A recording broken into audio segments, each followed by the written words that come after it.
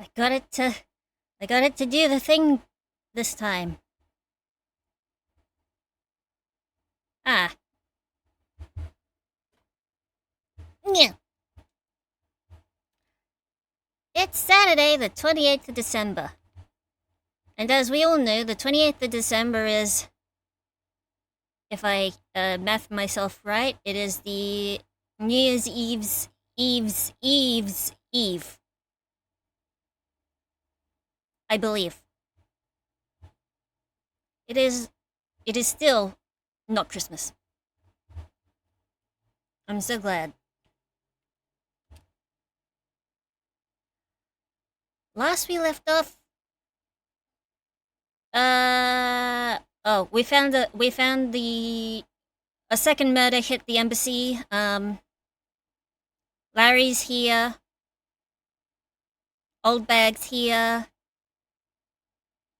And we found out that the national treasures have been swapped somehow. And another thing, I have several bites inside my mouth. So if you see my model do like a weird like a smacky thing, that's me trying really hard not to like make it worse. Anyway, but damn it, I keep doing it. What are we doing? Regrouping and situation update.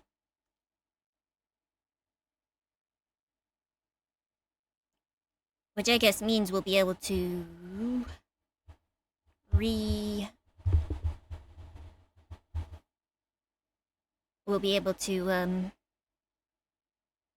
investigate the Babali side again. 9:21 p.m. the open air stage.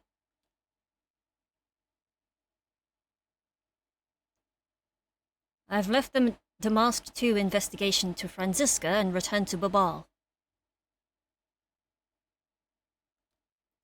I suppose my first order of business should be to look into Babal's statue.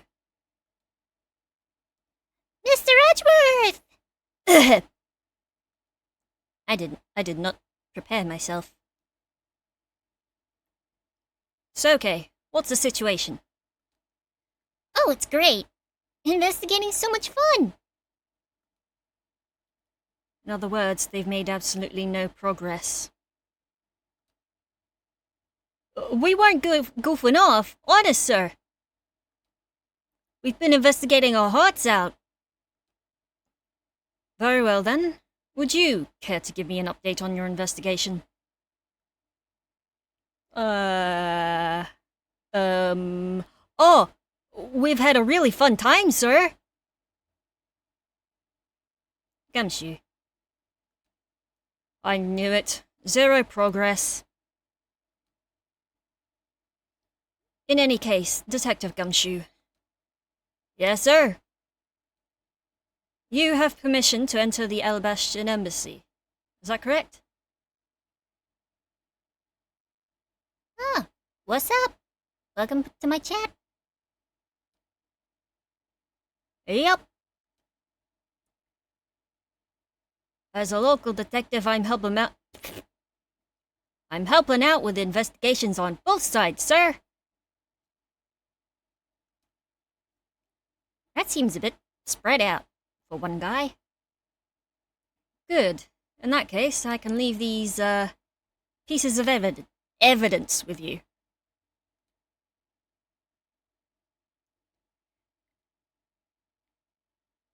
They belong to the lady under the Pink Princess's mask. The Pink Princess? What kind of lady was playing her, sir? The kind that was also playing the role of the Pink Badger yesterday. Ugh! Ugh. Understood, sir. If I happen to run into her, I'll give them back to her. And if I don't, well, then I guess I'll unload them somewhere. He doesn't seem all that enthused to go find her, but I can't blame him. Evidence that's lost their value. Evidence that's lost their value given to Detective Gumshoe. Now then, I don't believe I'll be needing this anymore either. What? Are you really going to throw that autograph away? Yes, because that Steel Samurai was a fake. Steel Samurai's autograph scratched up into a ball and disposed of. Edgeworth, you could have put that up on eBay or something. Maybe. Wait, what? What do you mean by fake? Doesn't even answer her. Now then, I believe it's time for a little housekeeping. Unnecessary evidence has been removed, remaining evidence has been rearranged. So what do we have left? We still have the badge, yes. The embassy guy, that's good. Notes on Cochin, the key knife, the butterfly knife, the flower knife, Prime statue, Cadopian documents, knife handle, counterfeit money, the Bink, the note from Damask 2, the other Prime statue, bent, rather, spear, passion flowers. Why do we have those in our evidence anyway? And the box of samurai dogs. Alright. Let's start by talking with Kay. How's the investigation going in the Babali Secretariat's office, Kay? Well, even though we found a few treasures, they've all been pretty much burnt to a crisp. A treasure is a terrible thing to waste.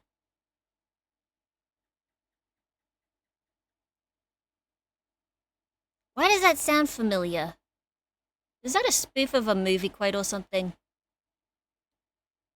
Anyway, is there anything else I should know about? Oh, that's right. You know what I found in that office? A wooden bear carving. It's so cute. Can I have it? Huh? Can I? No, of course you can't. By the sound of things, it appears there's been no progress in the investigation. At all. Alright. Well, let's see. Okay, about this piece of evidence. Huh? May I really have it? But, you know, as the Yatagarasu, it'd be bad if I couldn't get this all by myself. Sorry, but I have no intention of giving you this piece of evidence. Oh, really? I guess I misunderstood. I feel like I've had a very similar conversation with someone else before. Alright, so anything we can show to Kay. Money! So I guess these counterfeits were made with Babali's ink. Come to think of it, I remember hearing on the news the other day that the Republic of Zhengfa, where these bills are coming from, is in an economic mess. It's common knowledge that money rules the hearts of men. And when that money turns out to be fake, all-encompassing confusion is the result. All-encompassing conclusion. That's just the heat death of the universe. Ha! And that's when the Yatagarasu makes her stand. I'm going to use my iron fist of justice on each and every counterfeiter. You'll see. I appreciate your sense of justice. However, I would appreciate it if you wouldn't go running into the heart of any more raging fires. Yes, Mr. Edgeworth. I'll try. Bink? No, she doesn't care about the Bink. She doesn't care about Damask II's note. But this. Nope, nothing. Spear? Nope. I suppose it's a prop. She wouldn't care about it either way. Do you know much about flowers, Kay? Nope. Oh, but you do care about Samurai Dog. It's a box of samurai dogs, right? Oh, but see, I'm a Jammin' Ninja fan. That's right, she did mention that. So while I would love to have one, I'm gonna be strong and resist the urge. Well then, how about we slowly enjoy them after we crack this case? Okay, fine. You twisted my arm. Let's indulge. Her rubber arm has been twisted. Well, that didn't give us much to go on.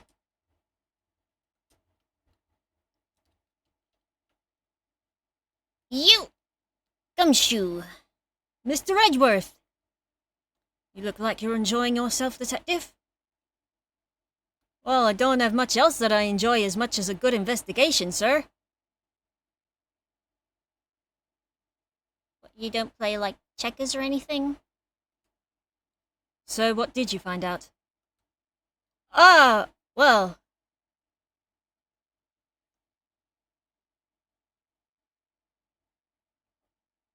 Hello?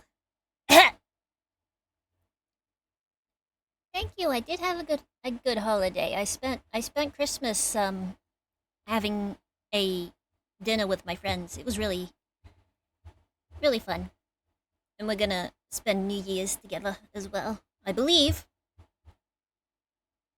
I hope you had a good holiday too.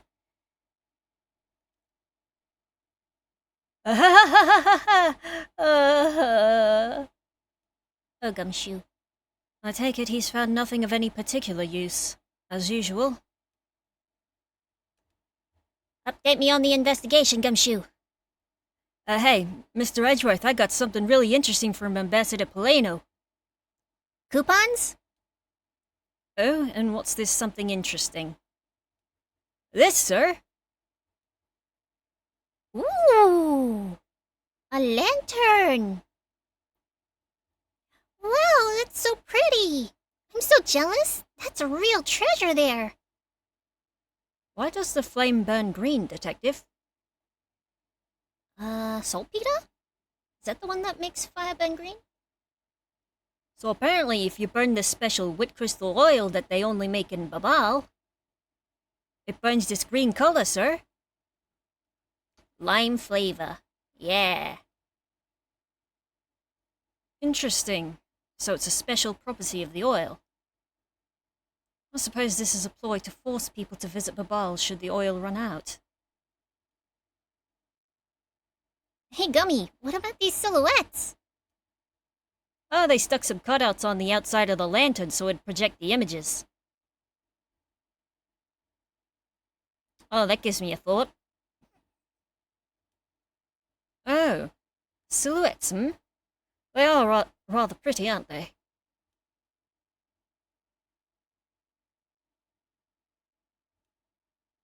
Wait, what am I doing? I was supposed to be asking for an update on the investigation. Hey, what's wrong, sir? There's something I want you to investigate for me. You think you can do that much? Uh-huh. You got it, sir. Hey, that's not fair. Why is Gummy getting to do all the fun stuff? Oh, well, that's because I'm Mr. Edgeworth's partner. Ah, I can't believe you took advantage of the confusion and stole my role as assistant. I expect the two of you to get along and work together like professionals on this. Ooh, pretty. I do like a good lantern.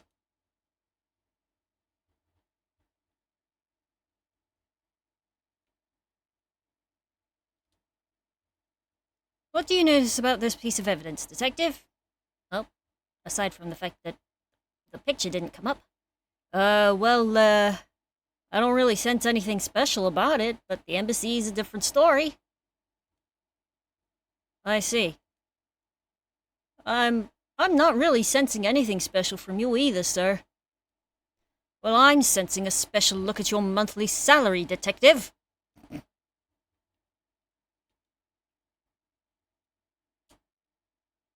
Do you like flowers, Detective? Oh, he doesn't care about them.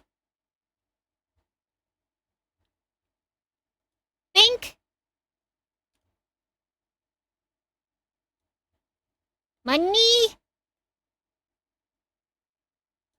Nope. I don't know what to give him. Well, let's talk to Mr. Ambassador Polino. Ah, so you're back now, are you, Mr. Edgeworth? You must be tired.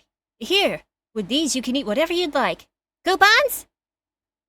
Yeah! And these are Coupons! discount tickets for our cafeteria. They open tomorrow at 10 in the morning. I appreciate the concern, however, these coupons do nothing for me right now. Oh, tell us about the open-air stage. This open-air stage, what function does it serve exactly? Well, normally we use it for a variety of events. It's all to attract that extra bit of attention to Babal. I heard that tonight, over in the Alabastian Rose Garden, Ambassador Alba was to give a speech. And you know what? Manny told me that I really should give a speech too. Mr. Cochin told you that? Yes, he did. Which is why I thought I should give a speech of my own. But unfortunately, I wasn't able to. Because of the fire the Yatagarasu started? Exactly. Manny Cochin. Let's ask about the statue first. Ambassador Polino, I'd like to ask you a little more about the Primaduct statues. Oh, I see. Well, let me ask you this. Did you know that Alabast and Babal used to be one country called Codopia? Yes, I know that much about your history. Well, the Primaduct statue belonged to the founders of Codopia. At least, that's how the story goes. It was bequeathed unto the king of Codopia as a symbol of the country's wealth. So it was meant as a symbol of sovereignty and the right to rule, I take it? Yes, that's right. Which is why both countries are so adamant about their claim. We hold the real statue, therefore we hold the right to rule, is the reasoning. It's pretty petty when you think about it, though, I suppose. Sorry, I was just adjusting my camera. But if Alabast and Babal were to re-establish relations, shouldn't that put an end to the squabbling over the statue? I have no reason to believe so. The Primaduct statue is even more important now as a key to diplomacy. I wonder if Ambassador Polino knows about what's happened to the very important key to diplomacy. Perhaps I should try showing him this key and see what he has to say about it. Thanks, Edgeworth. I was totally didn't know what the heck you were referring to.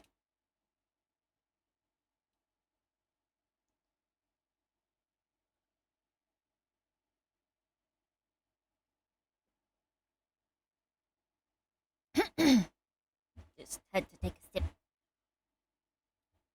sip. Ambassador Polino, there's just one thing I'd like to ask you about. Yes? Oh, and don't worry. You can ask me more than just one thing. How about 2 or 3? In exchange, I expect you'll be coming to Babal, yes? Thank you, but just the one thing is all I require. Manny Cochin, I'd like to ask you about this man who was your secretary. I wonder if there's a less awkward way to word that. Huh? Sure, I'll tell you what I know. Mhm. Thank you for your cooperation, Ambassador. He was, well, if I had to put it in one word, he was an able man. If there was ever anything I needed as an ambassador, he was able to get it for me.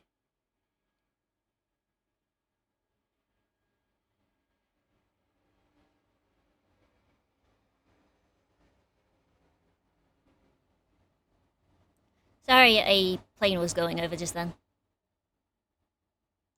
To think that a man like that had a hand in a smuggling ring right under my nose, going completely unnoticed? Actually, I suppose because he was an able man, I was unable to detect his dirty dealings. Done dirt cheap, even. Sounds like Mr. Cochin had a very sharp mind. Recently, Manny had been really busy. Since I became the Babali's representative at the Country Unification Council,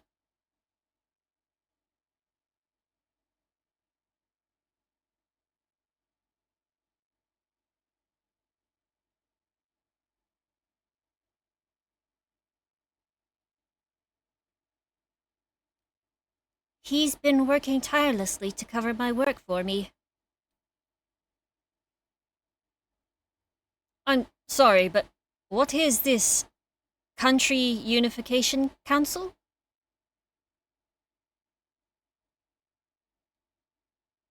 Oh, well, you see, had tonight's events proceeded without a hitch, our two countries were to reunify and become one again. But I guess with how things turned out, that dream won't be realized anytime soon. I suppose not.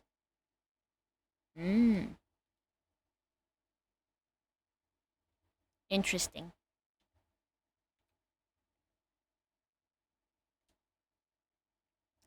Ambassador Polino, if you could please take a look at this for me.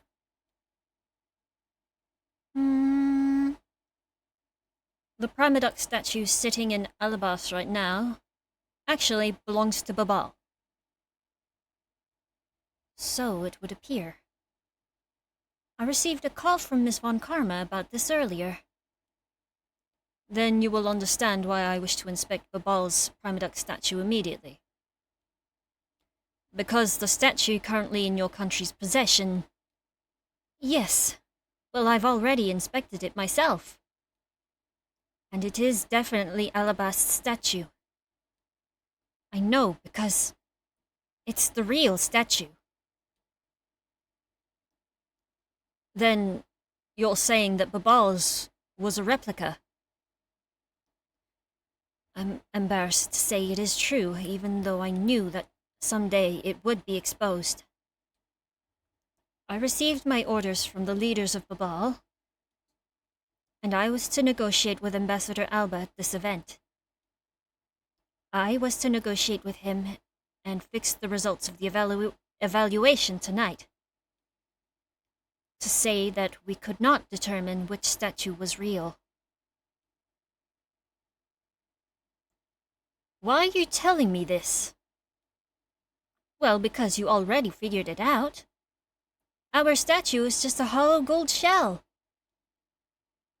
Even if Babal were to lose face, the reunification of the country is what's important. I'm right in thinking that, aren't I? I'm not making a mistake, right? If you don't know yourself, then I won't pretend to know either. I never thought that by being betrayed by my own secretary, the real symbol of wealth would be given to me. Isn't it simply ironic? Don't you think?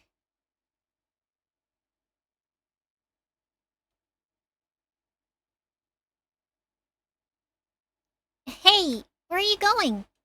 Are you heading back to Alabast? Yes, but before I do, I suppose I should give you a summary of what's happened. Oh, I see. So there's been a murder in both countries using an object from the other country. That's the gist of it. Babal is just as strict as Alabast in their inspection of the people and things that enter their country. Meaning that somehow both murder weapons were smuggled into the two countries. That's the only logical conclusion that can be drawn. Perhaps the key to the weapons smuggling is the person who traversed both countries. You mean the fake Yatagarasu? In one way or another, the Yatagarasu is connected. Of this I am sure. Now then, where was the Yatagarasu first spotted? I believe it was the rose garden on the Alabastan side of the embassy. The garden is just on the other side of this boundary. It's where Ambassador Alba was to give a speech tonight. At least, that's where I heard the Yatagarasu had appeared. In that case, I believe it's vital I investigate the rose garden post-haste. Wait, before you go, take a look at this thing, Edgeworth. That looks like a guitar pick. What is it? My guess is that it's a guitar pick. I picked it up just now over there. Do you think it'll be of any use? Ooh, it might be the German ninjas, actually. There's a little water on it, but how'd the water get on it? It doesn't look like there's anything that could get wet from around here.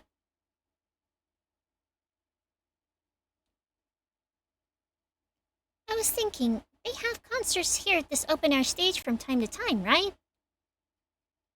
Alright, I'll find its owner later. Wet for some reason. Oh yeah, there's one more thing. Mr. Edgeworth, would you be willing to hold on to this? What is this? Angèle. It's misused perfume. Oh no. It's the bottle that woman left behind, that I found 7 years ago. I thought that one day it'd be of some use in tracking her down. So I kept it safe all this time. Thank you. I'd be honored to hold on to it for you.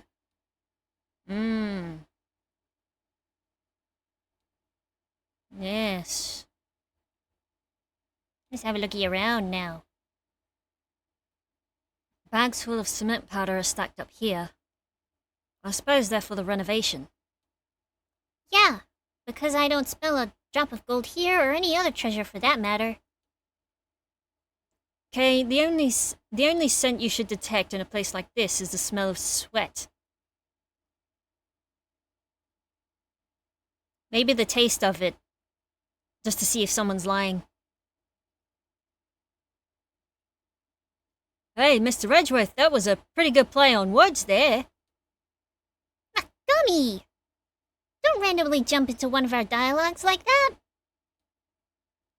Were you eavesdropping on us, Detective Gumshoe? No, it's not like that, sir. He's like 2 meters away. You're not whispering.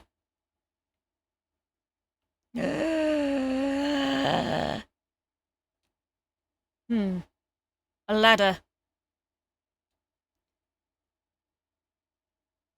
Actually, that's a stepladder. They're the exact same thing. No way! From their structure up, they're totally different. But of course, from a thief's perspective, the best kind of ladder is the rope ladder. A stepladder is much too heavy to carry around after all. And from a prosecutor's perspective, any type of ladder is guilty.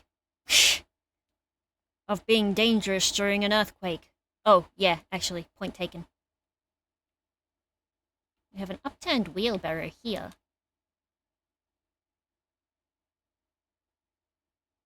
Oh, that was really cute. Hey, do you detect the scent of treasure coming from this bush? A scent of treasure? Not at all. Ah, Mr. Edgeworth, you're totally not with it. I'm not with it? No! And it's important for both thieves and prosecutors to be energetic. I had to think for a second. When was the last time I saw an energetic prosecutor? I think it was Clavier. Perhaps for a thief like you, but that level of energy is unbecoming of a prosecutor. You really think so? That prosecutor we met at Gatewater Land seemed to be pretty active. Well, he's not a prosecutor anymore. See how everything just naturally balances out? Ah, yes. Yeah, it was his energy that got him disbarred. Yeah, totally. I suppose she doesn't need to know that the guy was there in the first case. It would appear that the stage is also scheduled to be renovated. You know, I'd love to perform on a stage like this. Something like the Greatest Great Thief Show.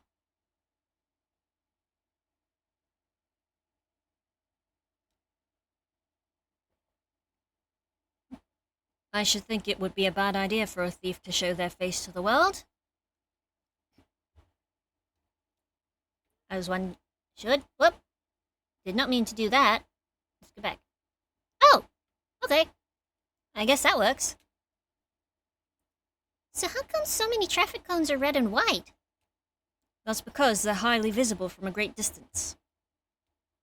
Oh, is that why? So then the reason you wear that wine red suit is for visibility's sake?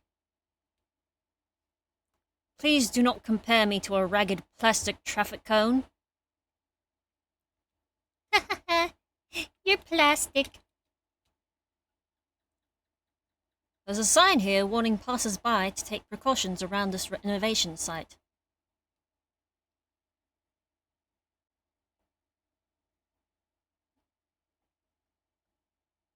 They're really going all out, huh? There's construction going on everywhere. I believe Ambassador Polino said it was to attract more tourists and visitors. But what can they do with the new stuff they're building?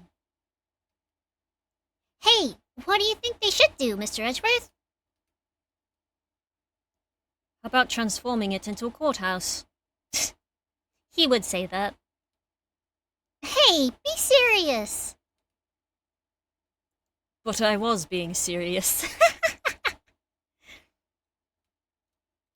Oh, that was good. This bush looks like the perfect place to hide some sort of treasure, you know? If treasure could be found so easily, wouldn't everyone be able to live life a bit easier? Not once it all ran out. Aw, don't dash my dreams. Ah! What is it? Don't tell me you actually found something. Oh, I love that shocked Edgeworth zoomed out. Oops, false alarm. How could I have let myself get caught up in her wild delusions? Scaffolding. Just looking at these scaffolds makes me want to climb them. I recommend that you don't try. There was a fire burning here till not too long ago. Yeah, but I think enough time's passed, so it should be alright. Thief Child says, if there's a height to be scaled, then scale it you must.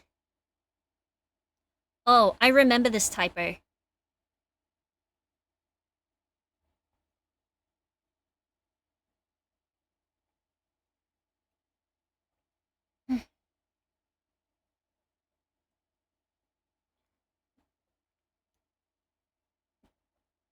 So, I do remember this because I remember reading about it. She's spoofing off of, Lang's, sayings, credited to his, ancestor Lang Tse. And I believe the original kanji does say thief child, in a way that matches, the way Lang Tse is written in kanji. Because I believe child and Tse use similar kanji, I believe? I could be wrong. But of course, that kind of thing is just impossible to localize perfectly. I think this is... I think it's good enough. Starting from thief child, would you care to explain what you just said?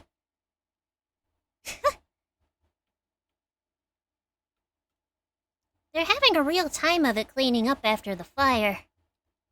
I suppose we should stay out here and investigate the stage some more, then. I've noticed that. Oh. Something greatest thief's show. Oh. Okay. So that was just unnecessary. Okay. Back in here, in the middle room.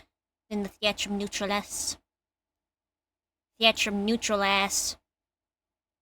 It's the national flag of Babal, and it features the country's butterfly crest. Using a butterfly as a national symbol makes Babal just seem so cute. It goes along perfectly with Ambassador Polino's smiling face.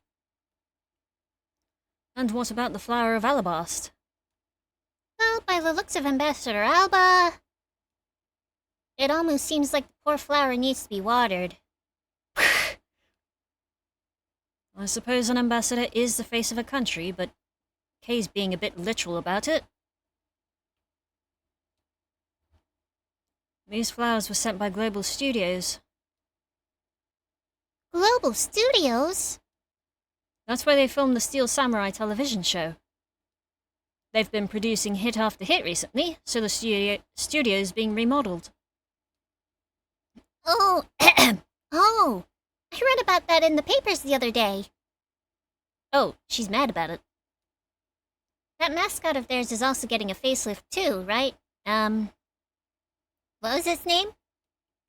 You mean Mrs. Monkey? Yeah, I thought it was something like that. You really have a great memory. Never underestimate my powers of recollection. We have the TV, the flat panel. A flat panel, a VCR, and a row of Steel Samurai videotapes on this table. Aren't they worried that if they leave the tapes out on the table like that, the Yatagarasu will make off with them? I honestly doubt the Yatagarasu would want to steal Steel Samurai videotapes. Ah, but that's where you're wrong. The fake Yatagarasu may not want to steal them. But you never know with the real Yatagarasu. Please stop buying the tapes with that look of want in your eyes, Kay. And before they find the secret Steel Samurai sex tapes.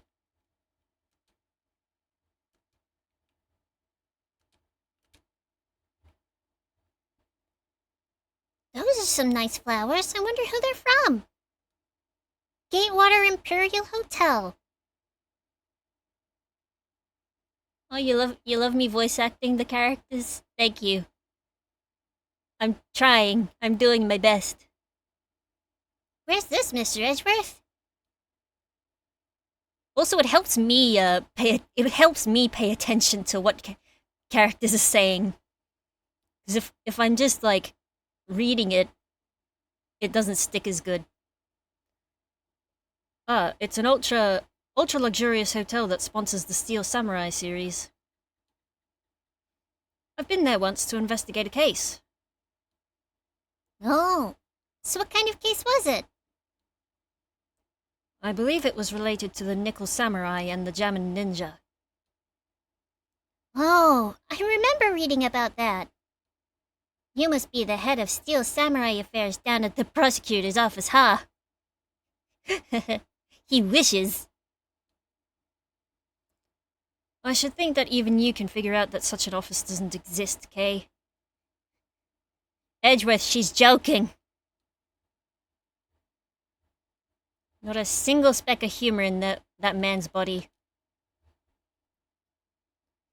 I can see the courtyard and the Alabastion embassy through this window. It's a really stately and pretty embassy, isn't it? Especially that chimney. Just looking at it makes me want to use it to sneak my way in. Kind of like how Santa does it. Oh, let's not talk about Santa, okay?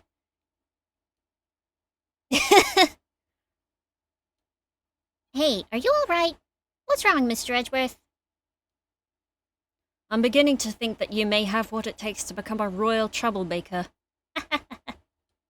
Amazing. Actually, we haven't been in here. Oh. We saw the show just beyond these doors, but it's been quite a number of hours now. Mr. Edgeworth, have I ever told you that you talk like an old fogey? I was merely reminiscing. Is that such a crime? Oh, I thought they would let me in. Okay. I think I'll be returning to the investigation at Alabast now, but... I know. I'll go back to I'll go back to Babal and do some more investigating there.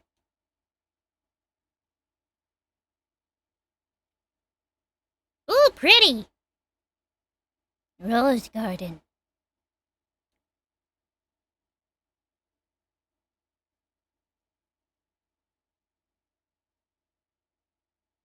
I see you're back, Miles Edgeworth. Hey, I was right. How are things in Babal?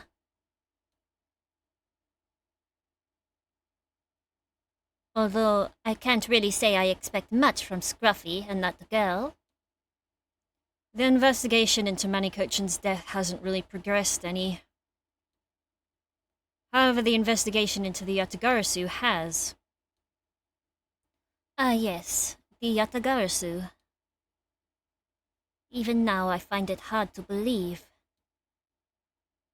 A person who can freely traverse between the two countries at will? Preposterous. Well, that's what I came here to investigate. I heard that this was where witnesses claimed to have seen the Yatagarasu. That's correct. Ambassador Alba was to give a speech tonight, here in Alabast. And that's when the Yatagarasu appeared.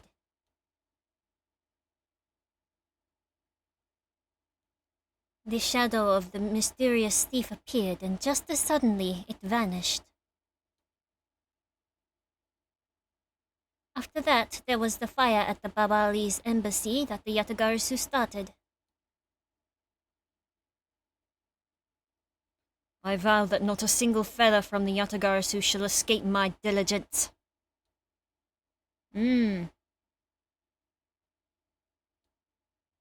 Just give me a moment, I will be back. I need to check on something.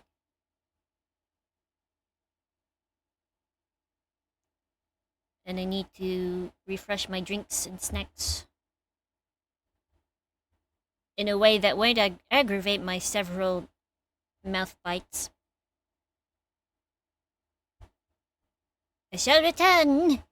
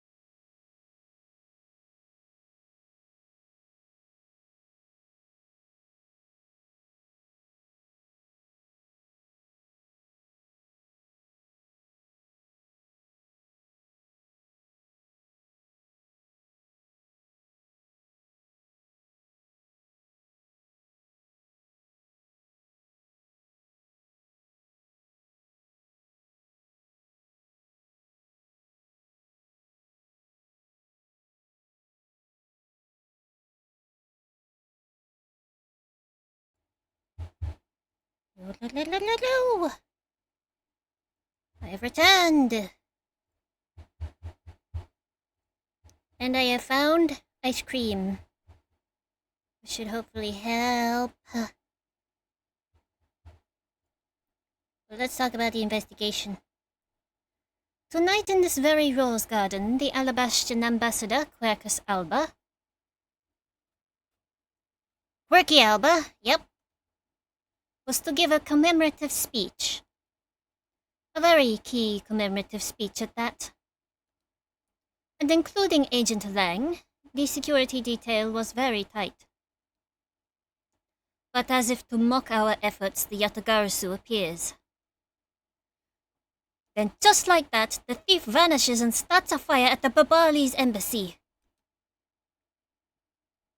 Excuse me. Interesting. And are you sure it was the Yatagarasu who appeared here? Of course. But to have slipped by such tight security, and then disappear into thin air. We will need to conduct a very thorough investigation of this area. Yes, my thoughts exactly. Sorry, you are going to hear spoon on bowl? In order to find out the truth behind what happened here, I shall start by gathering as much information as I can.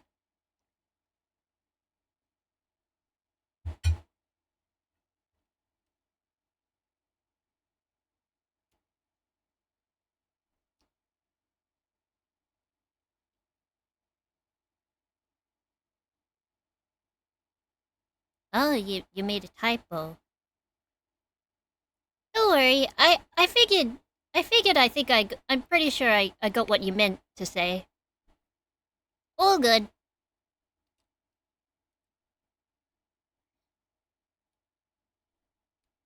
Nope. That's the, I don't know what that is. Again. She doesn't care about the lantern, I guess. Let's have a look around. There are roses scattered on the surface of the water, creating a pleasant fragrance. It's not just for aesthetics. This pool's water is also used in putting out fires. Really? I see. Oh. The pool stopped filling itself automatically. The fountain spouts are set to stay open until the pool's water reaches a certain level. If this water is used to put out fires, then I suppose it must be refilled to its normal level. Which suggests that this pool was recently used somehow in this embassy. I guess I'll take some notes about it just in case. It's almost like they used it to put out the fire!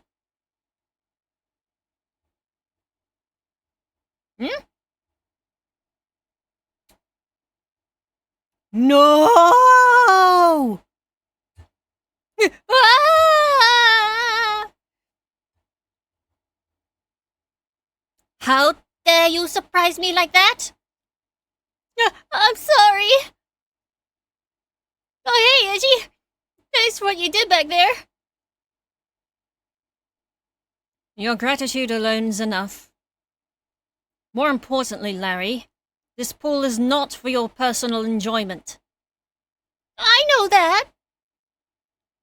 Do you really think that I'm the type to just jump into a pool and swim around for fun? Yes.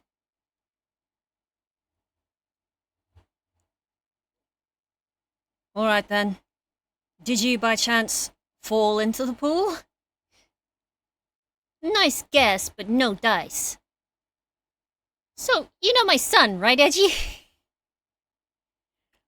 Yeah, the one you left alone in the garden last week? Your son. I guess I kinda lost sight of him when I shook hands with the ambassador. And I'm pretty sure he was around here when I last saw him! You imbecile! How can you be so flippant at a time like this? What you going to do if your son fell into the pool? And how old is this child of yours anyway? Huh? Oh, how old is he again? Larry, this is the first I've heard of a son. Who exactly is the mother? The mother? Oh, that chick, the Pink Princess. The Pink Princess. Miss Von Karma. I was a bit confused by this man's words for a bit here. Bit there? However, I believe what he's looking for is the dole of the Iron Infant. The dole, rather. The dole. Yep, because I'm the Steel Samurai through and through, heart and soul. And the Iron Infant is my cute little son. You have given a whole meaning to the phrase, an astounding fool.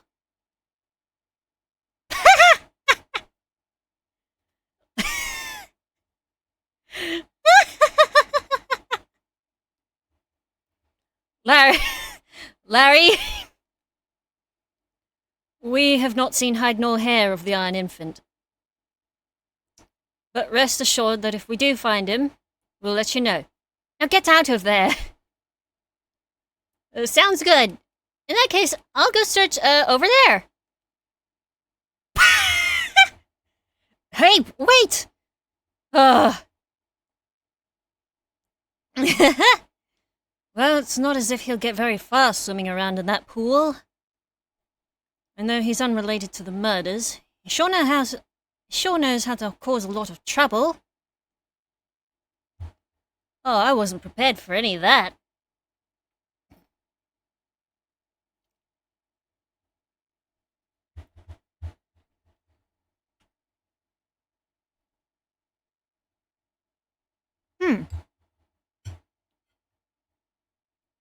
A statue of a woman. I wonder if the lady is pouring water.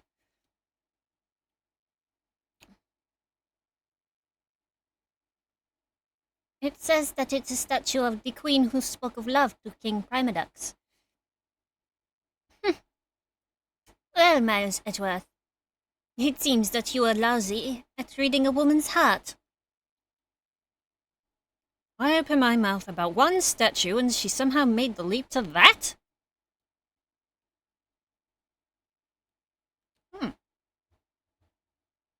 There's an overturned spotlight here. When the Yatagarasu appeared, the audience that was waiting for the speech to start panicked. I suppose that's when someone must have knocked it over. I'm having a tough time visualizing the mass confusion that took place here. I thought to use my whip to capture the Yatagarasu. However, there were people in my way, and I was unable to land even a single lash. I suppose this means some other poor saps were hit instead. Those poor saps. Is it possible that the Yatagarasu hid in these bushes? Of course not! They are rose bushes. You've been spending so much time with Scruffy and the girl, they're rubbing off on you. But that's all right. I'll wake you out of your stupor. Ah! Now, the next time you feel like sleep-talking, remember that I'll whip you for real. All I tried to do was offer up a possibility, and this is what I get. Siblinghood. This statue bears a resemblance to the Primadux statue. The plaque says King Primadux and the battlefield. Where's the battlefield? In order to save the Queen, King Primadux put his life on the line and went to war. Hey, I'd go to war for that band too. So Primadux was actually a person of royal blood? I thought he was simply someone imitating a character from an ancient legend.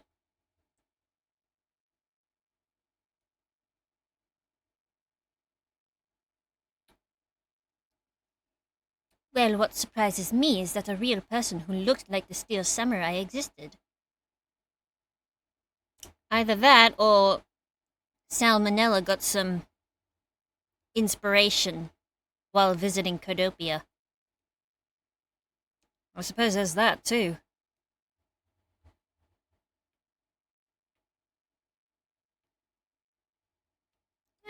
Not yet.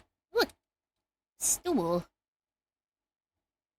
I suppose I was about to call him Professor. Ambassador Alba sat in this chair. Ambassador Alba is very elderly. The chair was prepared for him should he have gotten tired during his speech. In that case, why didn't he plan to make his speech sitting down in the first place? The ambassador is also quite prideful, that's why. I was literally thinking that myself, but I didn't want to say it. He sounds like my old principal from grade school who'd speak at assemblies.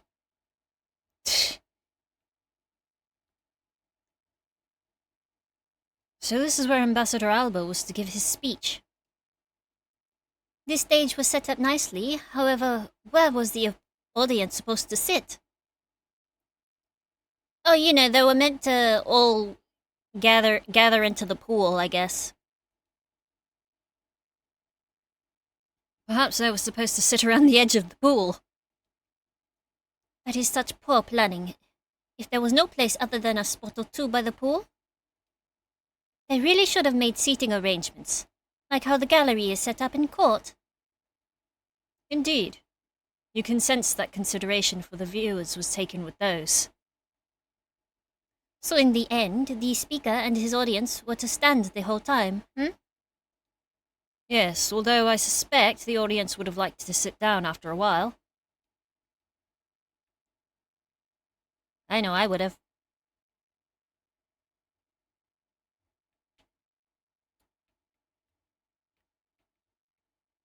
Hey! How's the investigation proceeding on your end?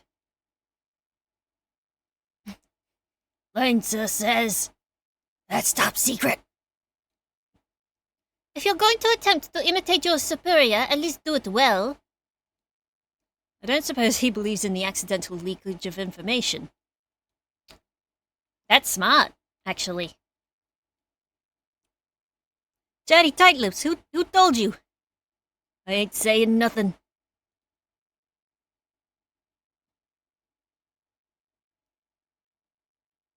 Have you finished checking out all the bystanders? Yes, sir!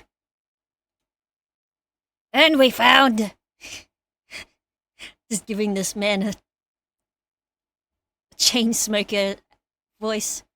14 counts of pickpocketing, 16 counts of illegal parking, and 1 person ran a light, sir! Don't tell me you didn't find out anything related to the case. Sir, not a single thing, sir! Well, for now, let's just get those other lawbreakers down to the precinct. Agent Lang? Well, if it isn't Mr. Prosecutor. I would just like to thank you for your assistance earlier. Make no mistake, it's not like I was trying to help you with what I did. Baka.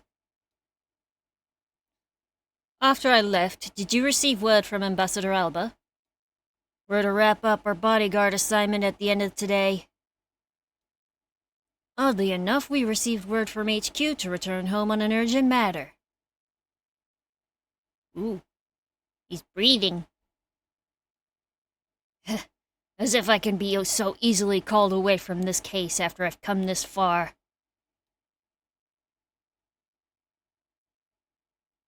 I swear that I'll find the truth and drag it out screaming into the light. You're with me on that, right, Mr. Prosecutor?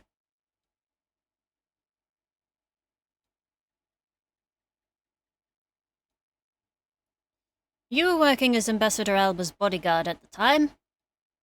So naturally, you witnessed when the Yatagarasu appeared, correct?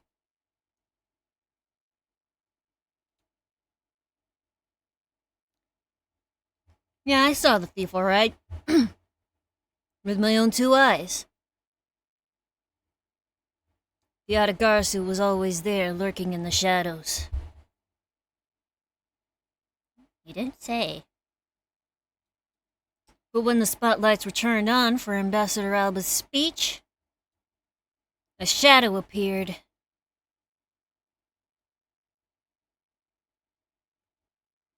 That's when cries of, "It's the Yatagarasu!" rang out. Ow! I bit my cheek again.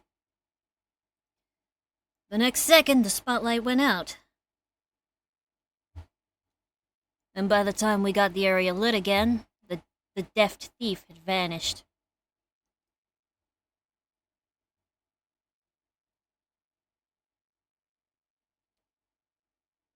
When we investigated afterwards, we found that the reason the lights went out was because someone had unplugged the extension plug for all the outdoor electronics. Whether it was someone doing it on purpose, or simply a guest who had tripped over it, we don't know. But one thing is for certain. The Yatagarasu was here. So you're saying that basically all you saw was the thief's silhouette? Yes. Yes, a silhouette is not the same as a presence. If all you saw was a shadow, then it's entirely possible that the shadow belonged to someone else. Huh. Good thinking, sis. Just might be right. If it weren't for the fact that there was no one else with that same shape. Not among the staff or the audience members. My men have already done a thorough check of everyone, so I know I'm right. Someone else's shadow. That sounds like a plausible hypothesis. The suddenly appearing and disappearing shadow of the Yatagarasu. I believe I figured out its true origin. I expected no less from my subordinate. Now, let's hear what you know on the subject. What really cast the shadow of the Yatagarasu?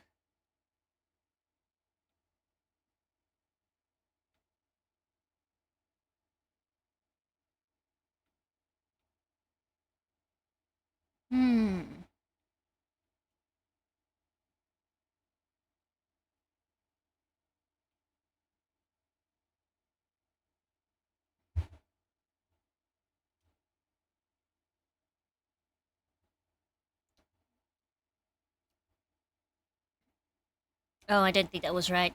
Franziska, if you could take a look at this, did you find it to be a bit suspicious? Not at all. As I thought. Well, you see, I was merely testing you just now. We have no time to waste on your pompous talk, so get on with your explanation already. Ah! I guess Franziska just couldn't understand my point. I don't understand the point.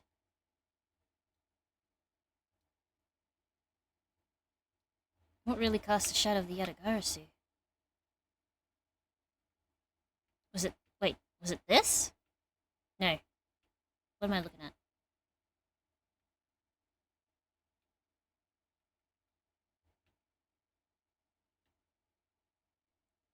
This? Aha! The suddenly appearing and disappearing shadow of the Yatagarasu. Is it not possible that it was created by this statue? Are you playing me for a fool, Miles Edgeworth? This statue bears absolutely no resemblance to the shadow of the Yatagarasu. You're correct. However, this statue is but one part of the whole picture. What do you mean by only one part? What's the other part to the real form of the Yatagarasu's shadow? Ah, crap.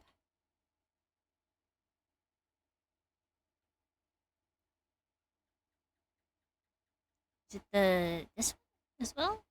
Or, hold on. Is it also the lady statue? Oh, it is. Okay.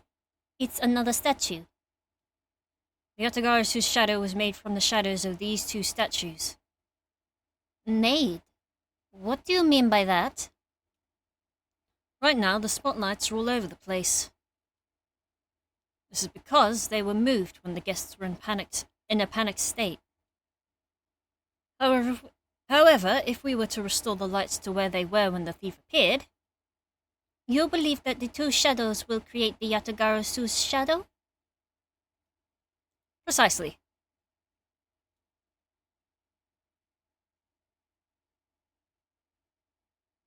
Now then, watch as I reveal the true form of the Yatagarasu. First, if we set up a spotlight to cast the shadow of King Primedux in the battlefield. The shadow of the king's statue would appear on the backdrop of the stage. Likewise, if we set a light up on the queen who spoke of love to King Primedux, her silhouette would also appear on the backdrop to the stage. Aha! So if we were to combine the two shadows... Except that doesn't look right. That looks nothing like the Yatagarasu's shadow. No, but we're halfway there.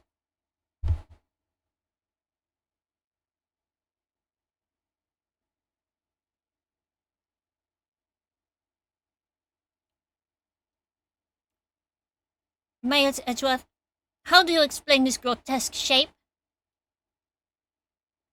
Calm down, Franziska. The way the light needs to be shone on the queen's statue is wrong. What do you mean by that? I believe the whole of the king's shadow needs to be used for this to work. However, in the case of the queen, I don't believe her whole shadow is needed. Rather, the person who created the shadow only used one part of hers. Only one part? Yes, and that one part alone is enough to fill in the rest of the shadow. Why didn't you say that in the first place? Because someone got impatient.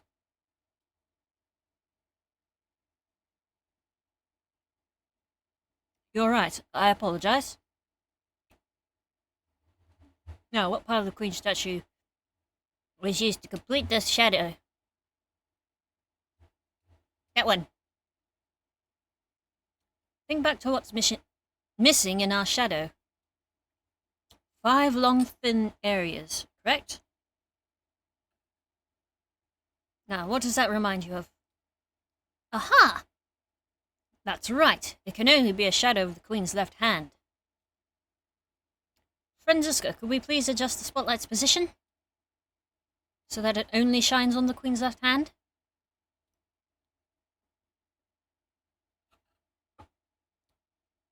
Alright, let's give it a try and see what we get.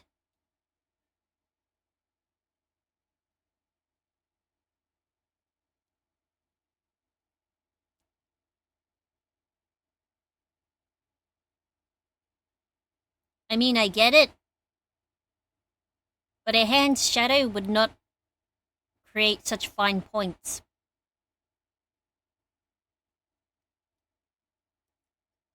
Yeah, this is exactly like the shadow I saw. The culprit must have changed the spotlight's positioning beforehand, and then pulled the plug after people saw what the culprit wanted them to see. In their panic, the guests must have moved the spotlights around.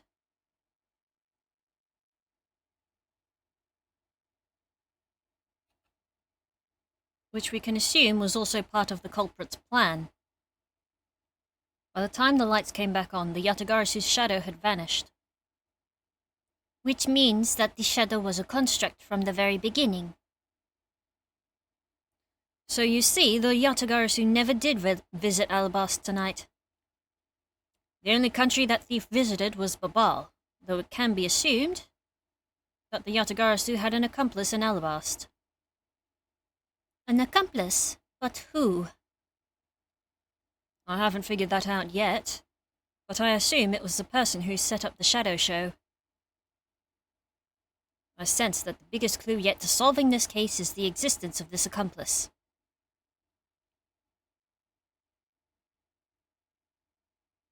Phew.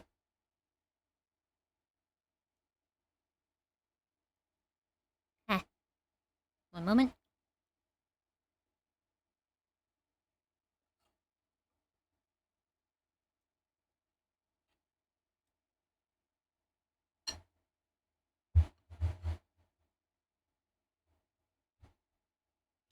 Well, I guess I'm done with all The ice cream. it's mostly melted now. How's the investigation going?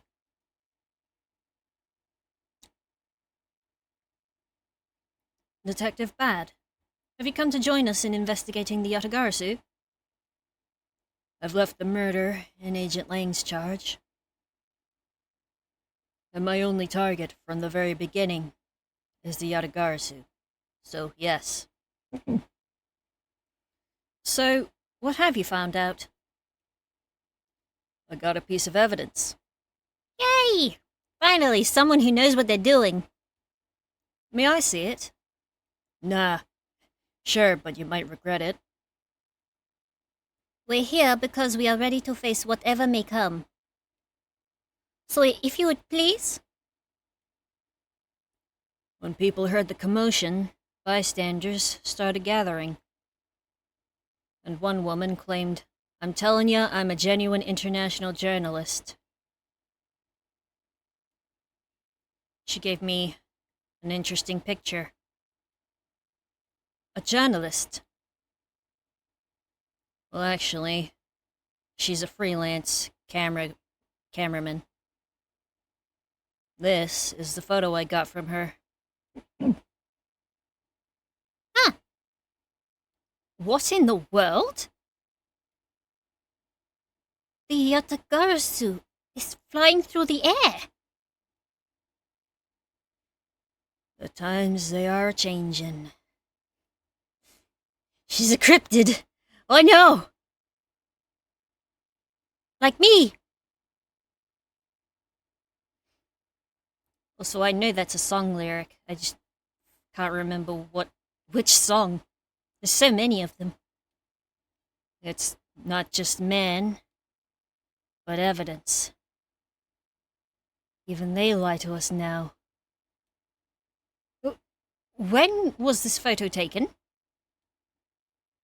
Apparently right after the fires on the 4th and 5th floors were put out. It was taken from a nearby building that you can see the embassy from. I see. So, this was taken after the fire.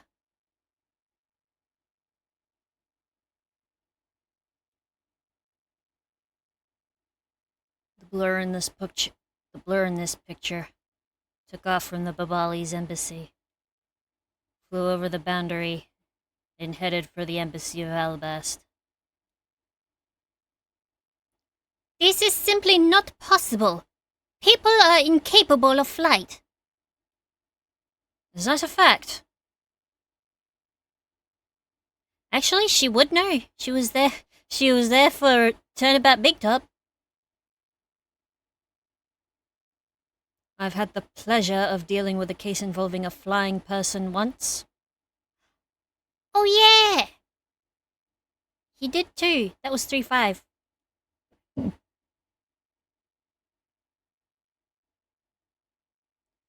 Actually, come to think of it, I've come across a case like that as well. 2, actually. Ah, that's right. She must have been there for both.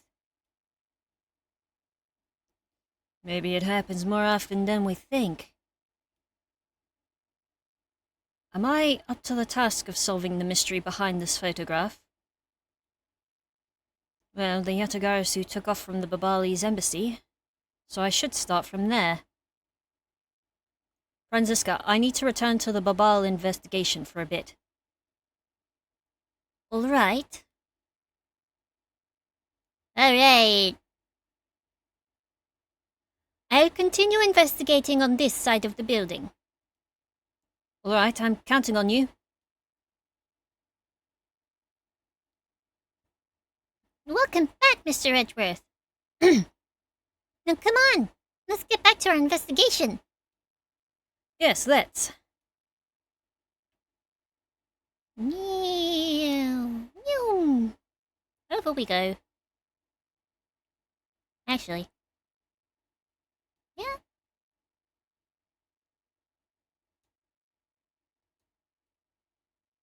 Give me a second, I'm gonna take my bowl back to my kitchen.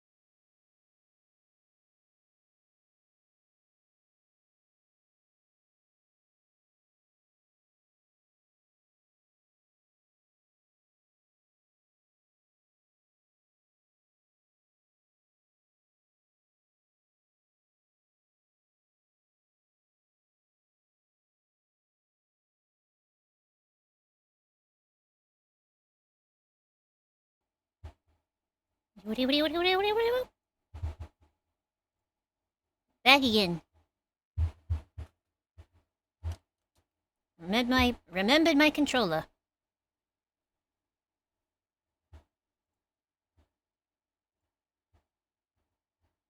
Back in the Secretariat's office.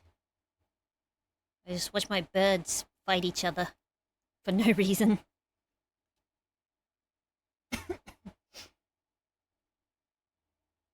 To think, after all that running around, we're right back where we started.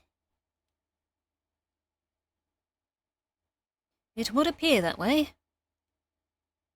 Hi, Mr. Edgeworth. Have you found Manny's killer yet? I'm terribly sorry, Ambassador Polino, but I've yet to find his killer.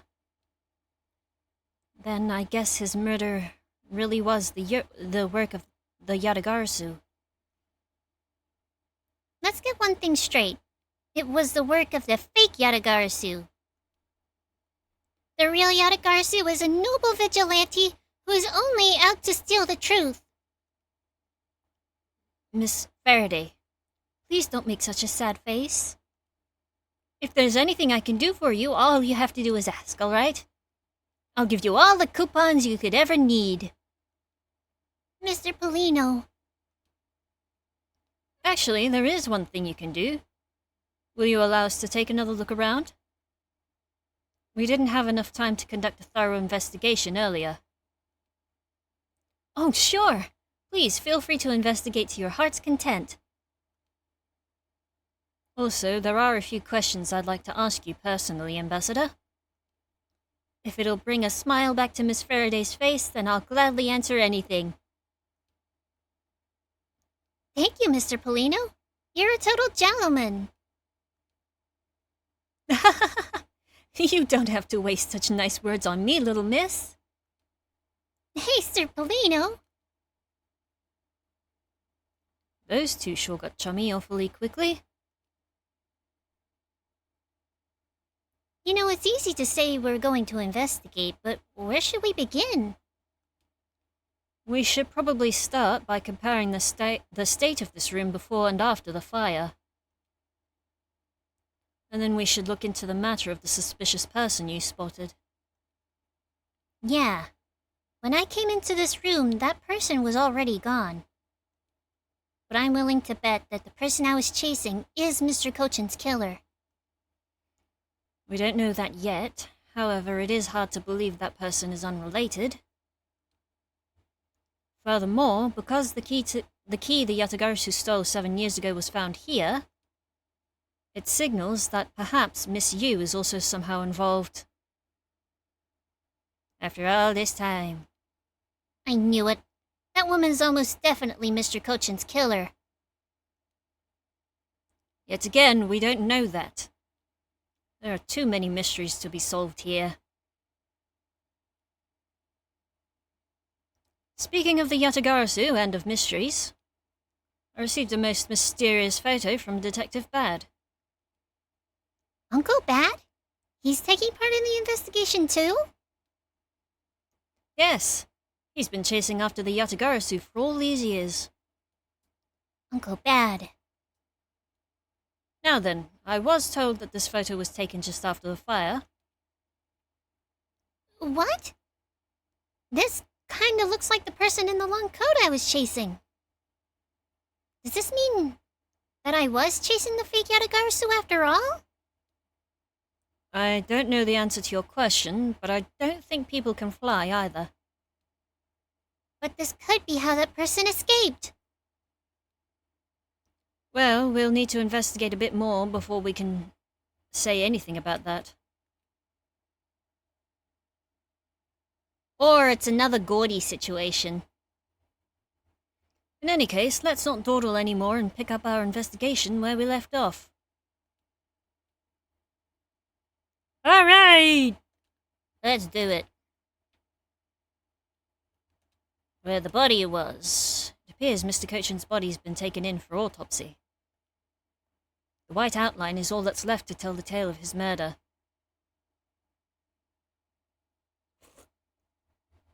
I spilled my drink.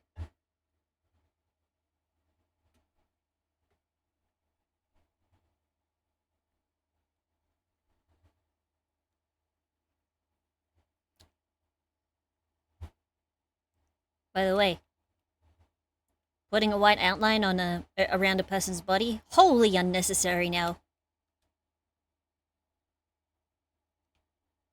At least in real life it is. Because we have cameras. It appears that this area was heavily damaged by the fire. Yeah. I guess we should hurry up and get started examining everything. I won't rest until I've inspected every suspicious-looking nook and cranny! First of all, think! There's a bottle of Babali's ink on Mr. Cochin's desk.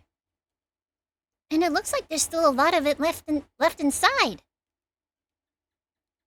The seal's unbroken, so the fire probably couldn't get into the bottle to burn up the ink. Hey, Mr. Polino, it looks like your precious Babali's ink is all right after all. What? That's odd. What? Ambassador, what do you mean by that? Oh, well, it's just that there's something strange about the ink. Would you mind elaborating on that statement for me, please? But before that, let's just look at everything else first. Otherwise, I'll forget. And I'll end up taking like 2 hours to remember that I left something on the desk. It looks like a bunch of flyers with coupons attached to them. Babal sure gives away a lot of different coupons. Maybe I should create one of my own. I could call it the Great Thief Coupon. Now what kind of discount would that net you? The 5-finger kind, what else? And I'd steal an extra thing or two for the bearer. Things such as? Such as the truth. What else would I steal? Oh, well, what I wouldn't give to have a mountain of your coupons right about now.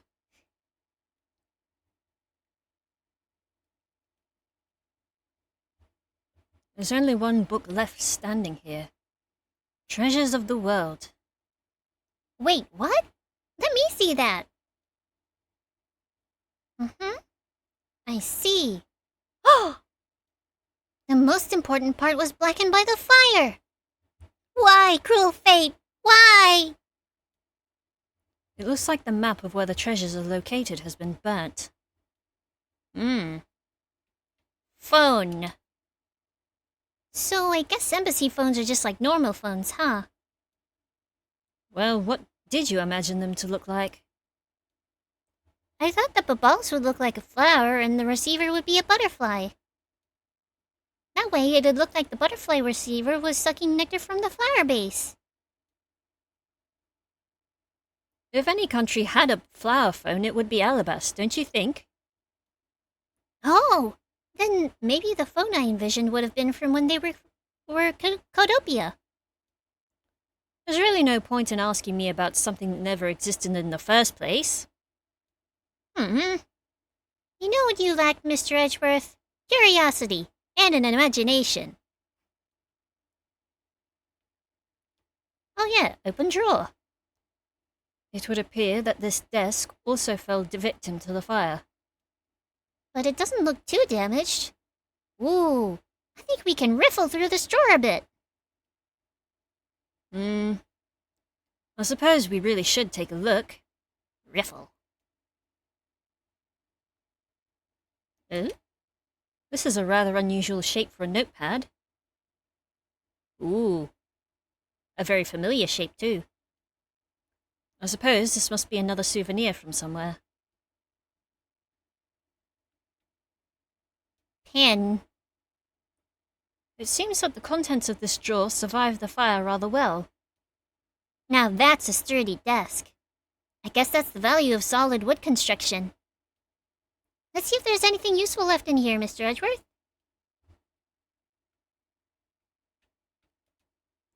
Manny Cochin. His name is written here on this nameplate. Why would you put a nameplate with your name on it in your own office? I suppose it's to inform people in case they walked into the wrong room by mistake. Do you think maybe it's also there to remind you of your own name if you forget? Well, either way, it's never a bad thing to set a nameplate on one's desk.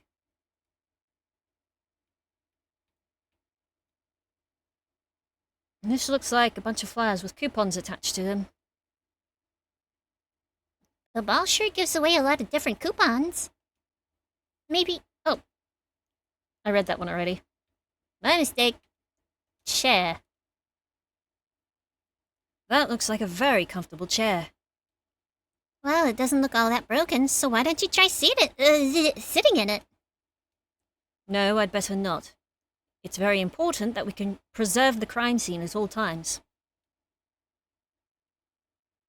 Wait, but you're always touching all sorts of things at crime scenes.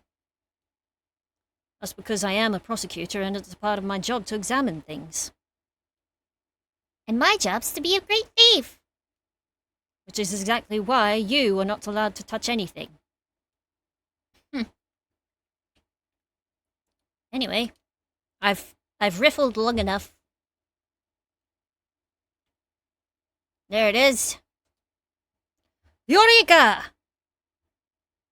The shape of this notepad matches the shape of this note we found. Hey, you're right. What is it?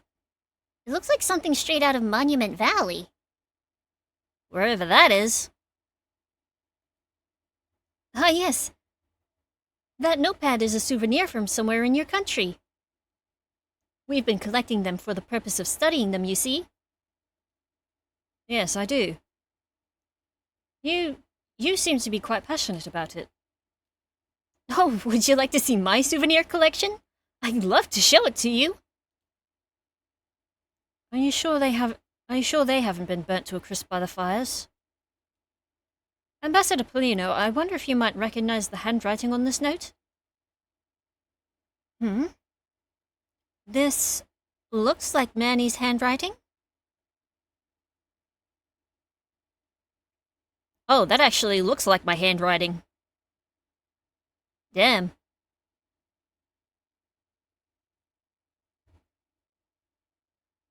I see. In that case... Oh, did you figure something out? This note was found in Alabast.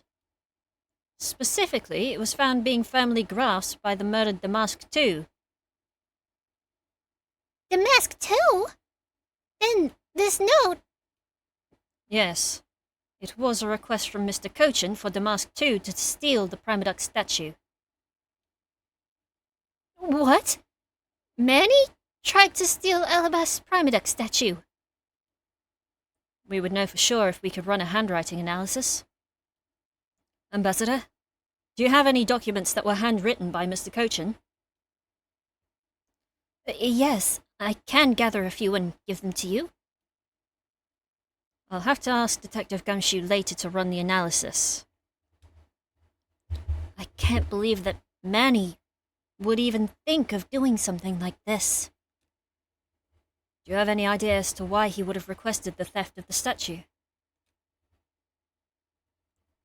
There is one possibility, but mind you, it's just my personal speculation. Anything you can tell me would be of great help, Ambassador. Alright, now we talk to Ambassador Polino. Now then, Ambassador. I'd like to ask about your movements before the fire broke out. Before the fire? Which fire are you talking about? Which one? There was more than one tonight? Huh? Oh, I see. I guess you didn't hear about it. We had 2 fires here at the Babali's embassy tonight. What a bother all of that was. Wait, but the only fire we know about is the one from after the Jammin' Ninjas show. Ah, well, the first occurred at the start of the Jammin' Ninjas show. Luckily, only the 4th and 5th floors of our embassy caught on fire. Not wanting to cause a panic among the theater goers, we decided to keep it internal. Then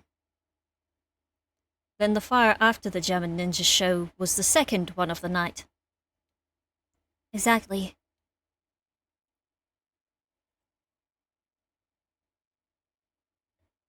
So, the fire I witnessed was the second one. Come to think of it, didn't Detective Bad make reference to the first fire?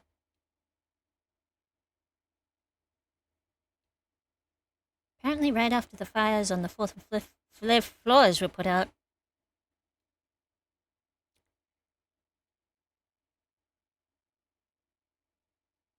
I suppose this means that the photo was taken just after the first fire was put out.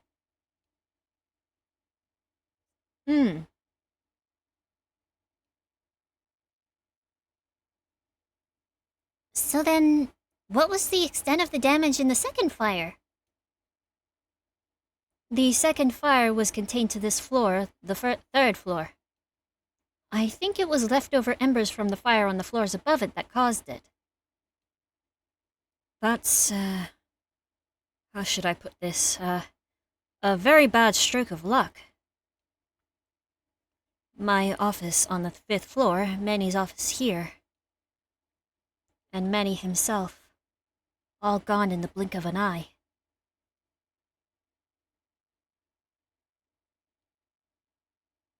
I feel so sorry for you, Mr. Polino. Oops, look at me going on and on. Now then, what was it you wanted to ask again? We were discussing what your actions and whereabouts for today were. And if you happen to know what Mr. Cochin's actions and whereabouts were as well? Yes, very well. Let's see. I've been quite busy all day from morning until now.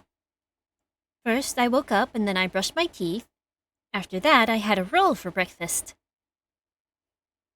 Fascinating. How about if you just skip to the relevant parts for me? Oh, you'd like a condensed version. All right, I can do that for you. So, what did Mr. Cochin and you do this morning? Well, originally we were supposed to meet and shake hands with the Jammin' Ninja. But Manny and I wanted to turn it into a photo op, so we were here tidying up his office. You helped clean Mr. Cochin's office. Why were you not cleaning your own? Oh, I think I forgot to mention this. But my office is currently undergoing renovations. Oh. Which is why both the Prima Duck statue and the Babali's knife set were down here. I see. Oh, but the tidying didn't take much, really. We just burnt some files we no longer needed and some expired coupons in the fireplace. I bet cleaning up the fireplace must have been a real pain, though, huh? About that, I kind of forgot to clean the ashes out. I guess I'm up a creek without Manny here to get angry at me.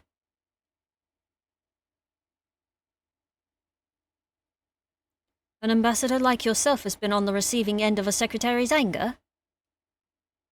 Oh, he was very good at being very mad. Why, even just this morning he got mad at me. I spilled some Babali's ink onto the back wall when I was burning the files, you see. And he got mad at me, saying that I should treat the ink with more respect. Talk about boss getting bossed around.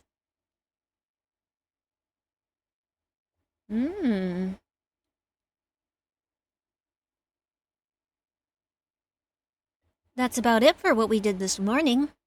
Just some cleaning. Don't tell me you had no other work to do, being an ambassador and all.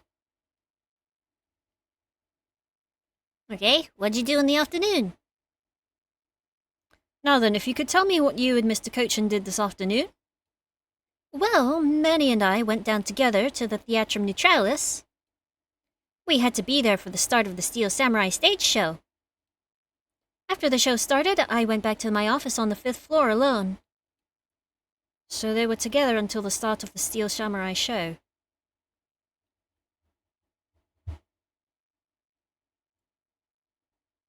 Big on what?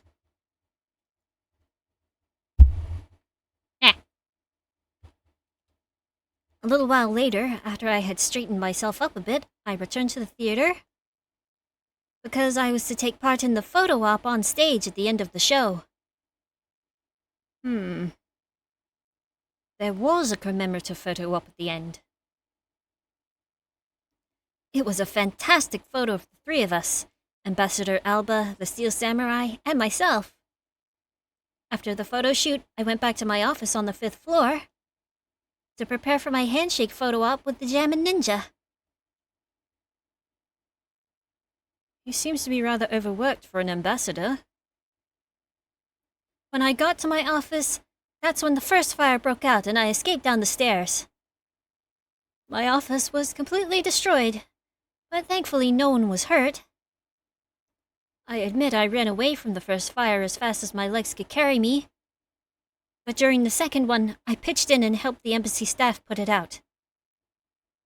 So, you didn't see Mr. Cochin again after the start of the Steel Samurai show? Yes, that's right. The next time I saw him, he was lying there in an eternal sleep. I see. Ambassador Polino, I thank you very much for your help. I'm sorry I couldn't be of more assistance, Mr. Edgeworth. If there is anything else, please don't hesitate to ask, all right? Mm-hmm. I'm just gonna be a moment. I just remembered something. I'm gonna see if I can make it work. Just one moment.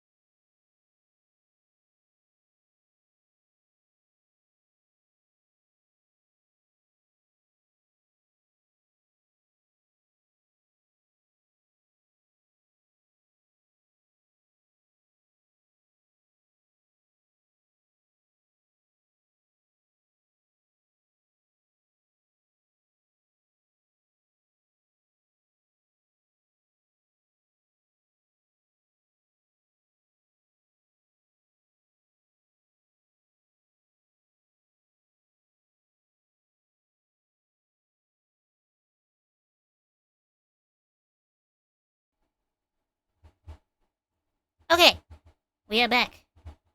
I believe. Yep. I remembered something important. We have icy poles in the freezer downstairs, so I grabbed a couple. Hopefully that'll ease my pain. But anyway, let's ask you about Mr. Cochin's ink. Why is it weird?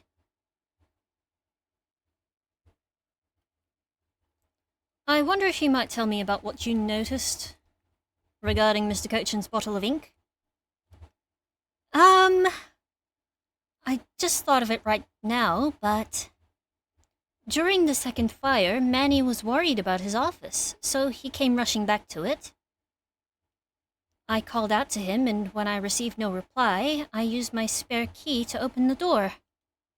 But when I did, I was greeted by a roaring green flames. Oh. The flames were so big that I wasn't able to see into the room at all. The fire was green.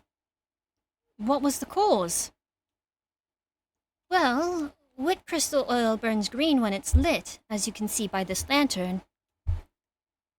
And Babali's ink is made from the same oil, which means it would also burn green. You know, I too had thought it was Manny's ink that had caught on fire. So that's why I was surprised to find out there was still a bottle of ink left on his desk. Oh? That's interesting. The case of the perplexing green flames. Talk about a mystery. What exactly was it that caught on fire in here?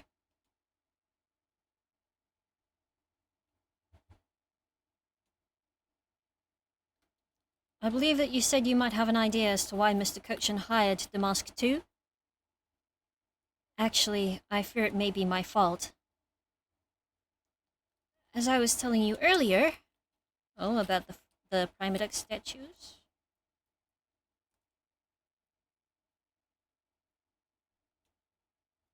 We were to determine which statue was the real one as part of today's event.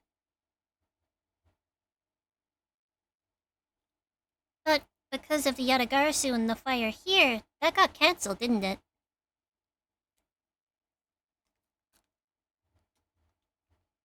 I'm actually relieved that the rest of the event's been cancelled. For, you see, Babal's statue, well, it's just a replica. And did Mr. Cochin know about Babal's Primadex statue? Of course he knew. That's why he was the only person I could consult with. We'd have to do something once our statue was revealed as a replica. As to be expected, I was very nervous today, as this would impact our country's authority. Yes, I understand. Well, when I told Manny my concerns, he said, "Let me handle it. It'll be all right. I'll find a way to make sure you're the ambassador of the reunited Codopia." At the time, I thought he was just trying to cheer me up. But when I saw that note, I realized he was serious.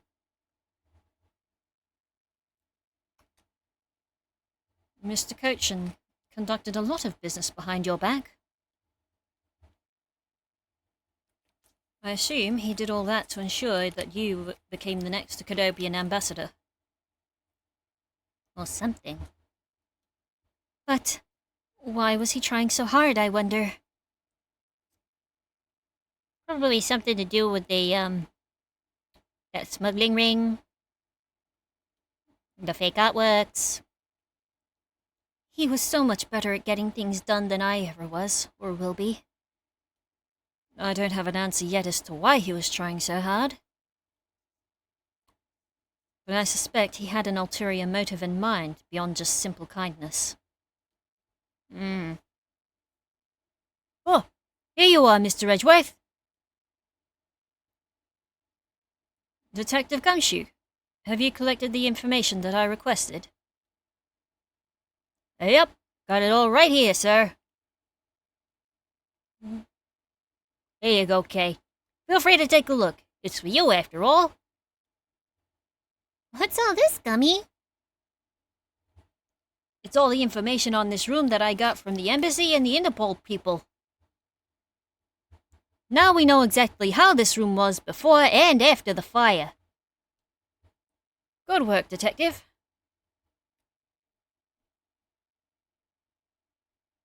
Oh, it was nothing, sir. I'm an expert at getting people to talk.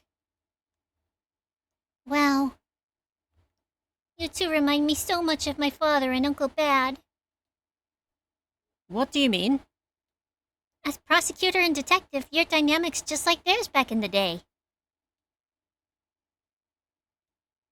Well, don't you worry. I'm gonna find my own wonderful partner someday. And when I do, I'm going to become a good Yatagarasu, just like my father, right?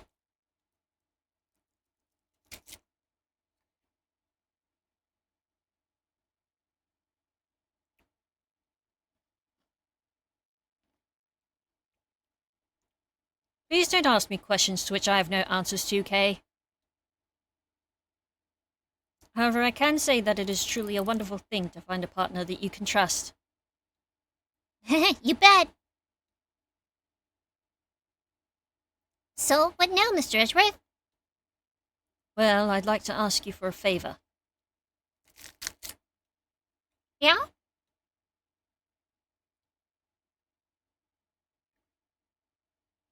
That gadget, Mr. Thief, is it? That thing you call your secret weapon. Oh, you mean Little Thief. You're coming to rely on it, aren't you? I don't need a crutch like that. I'm only asking because I need it for the investigation. From the information Detective Gumshoe gathered and the ambassador's testimony, I'd like you to please recreate this room as it was during the third floor fire. You got it. Alright, here we go. Dark skies of evening, when no other bird dares take wing. One alone remains all-seeing. Now witness the true power of a real modern-day Robin Hood.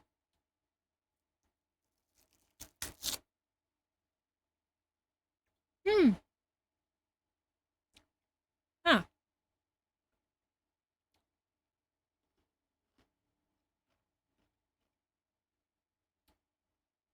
It seems there are other things besides what the ambassador mentioned that have changed.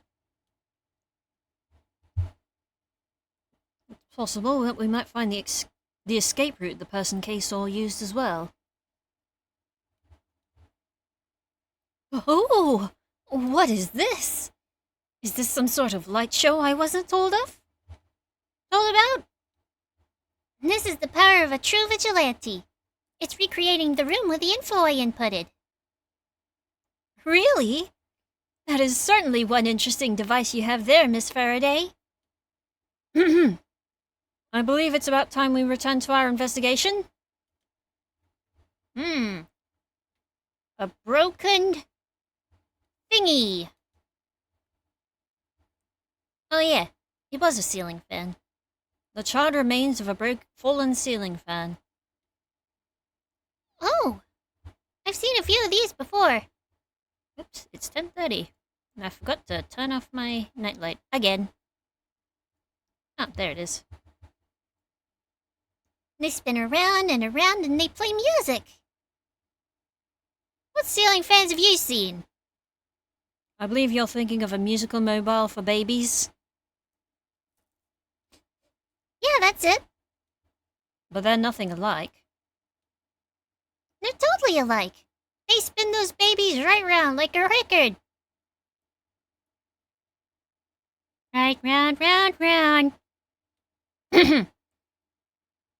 I see. I guess I can see how you might think that.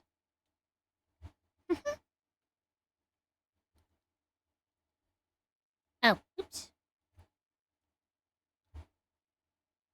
Money! So, Babal is really into pushing their tourism industry, huh? Yes, it would appear that way. You know, I'd really love to take a trip. Hey, why don't we take one after this case? Did you already have a destination in mind? Well, ideally, I'd like to go someplace where I can continue my thief training. Well, if you want to learn the fine art of stealth, perhaps you should visit the studio where they make the Jammin' Ninja TV show. Hey, That's actually a really great idea, Mr. Edgeworth. I can't believe she took me seriously. The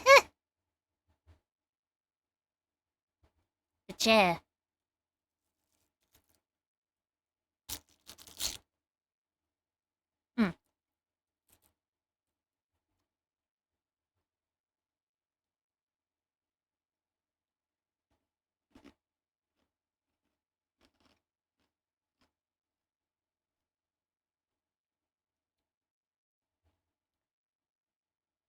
You can see the Alabastian embassy through this window. So where were you when you were investigating over there, Mr. Edgeworth? You can see it from here. I was there, on the 5th floor. That's... Oh, whoops. That's where Damask II was killed. What? You don't mean the Master Mask too? Aw, poor guy. As a fellow second-generation thief, I can't just turn a blind eye to this. Even though Damask II was merely an imposter of the original. A fireplace, huh? So Babal's officers have them too. Two? There's a fireplace in relatively the same location in the Alabastian office. However, we found something there that I'd rather not recall ever again. I still can't believe that we found that undershirt in the fireplace. Huh? If it was that traumatizing, why don't you try creating new memories with this fireplace? You could climb inside and we can play hide and seek. And come out covered in soot? I think not. Ah, you really have no sense of fun, Mr. Edgeworth.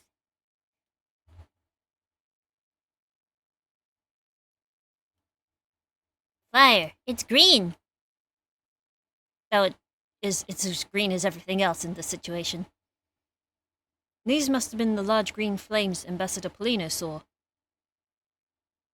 With flames like these, it's no wonder he couldn't get in. Okay, by the time you came into this room, had the fire already been put out? Yeah, the fire had died out or something by that time. And this fire in here only burnt from the time the fire started on the 3rd floor. Until the Yatagarasu appeared and caused a stir in Babal, I suppose. I guess Mr. Polino was just lucky enough to run into this fire as it was burning, huh? Yes, you could put it that way. And since you were the first to discover the body, we can assume that no one else entered the room until that time. No one other than the person you were chasing, of course. I knew it. That person I saw was definitely up to no good.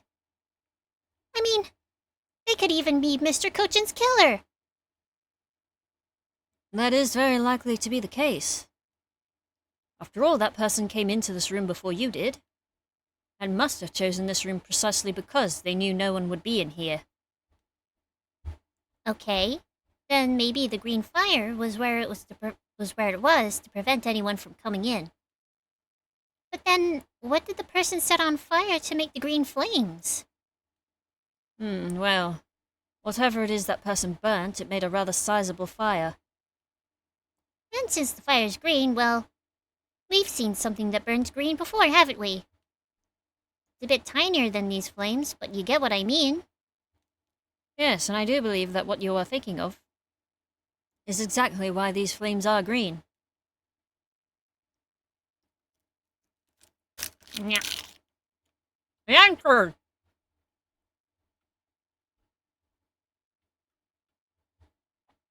Anchor!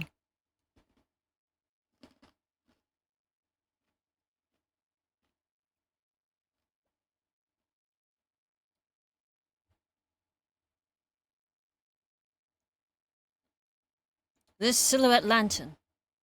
Its green flame comes from the wit crystal oil it's burning. Yeah. Yeah. That's the fire I was thinking of too. I love the green it gives off.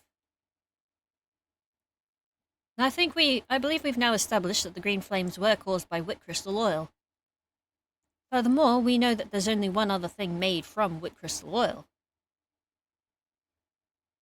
Oh, you mean that thing Mr. Polino was mistaken about, right? Yes, precisely. As we found out earlier in our investigation. What? I don't get it. Could you fill me in, sir? Fine, I suppose I'll explain it in a way that even you can understand. This is the thing made from wit crystal oil that Ambassador Polino was mistaken about.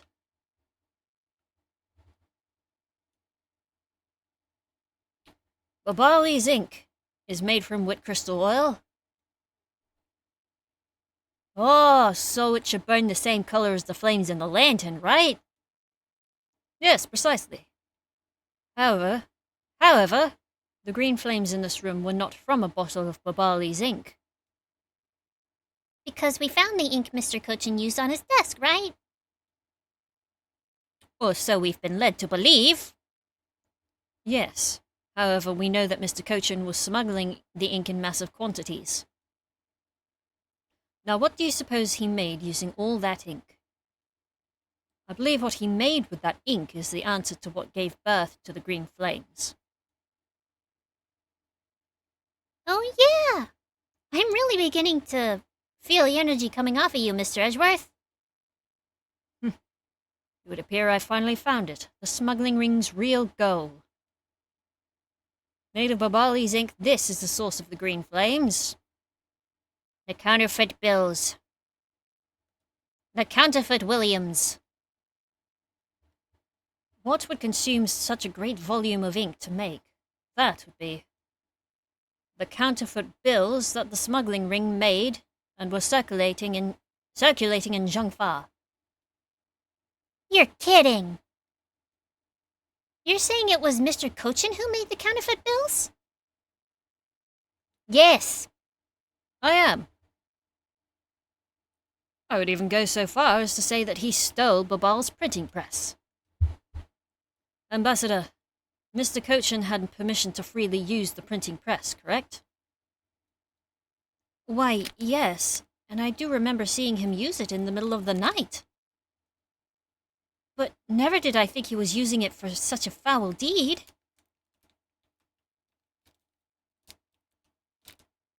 What did you think he was printing in the middle of the night? Ukiyo-e? Ambassador, because of your secretary's crimes, you'll need to be investigated as well. Yes, I suppose so. We've caused a bit of trouble for a few countries, haven't we?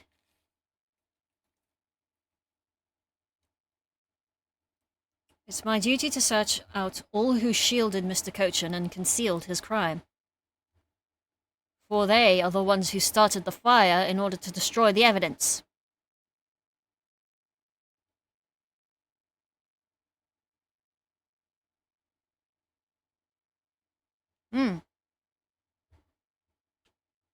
Also, clock has been moved.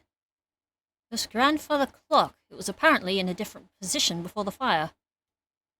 According to staff members, the clock was flush against the wall before the fire, sir. Which means that most likely it was moved by someone during the fire. Speaking of which, it's totally 11 o'clock now, but I don't hear any chiming. Hold on. Sorry, I was checking my clock.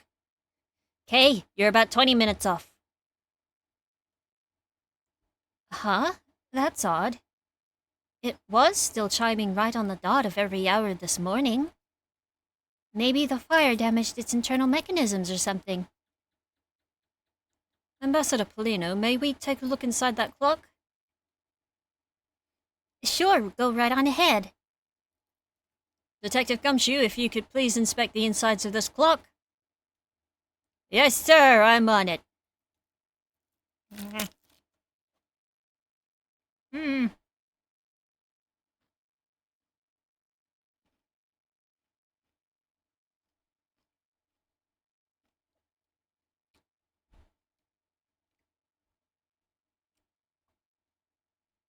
Mr. Edgeworth, I found this inside, sir. Looks like a length of wire. So, this is what caused the clock to stop chiming. But what was the long length of wire doing inside this clock in the first place?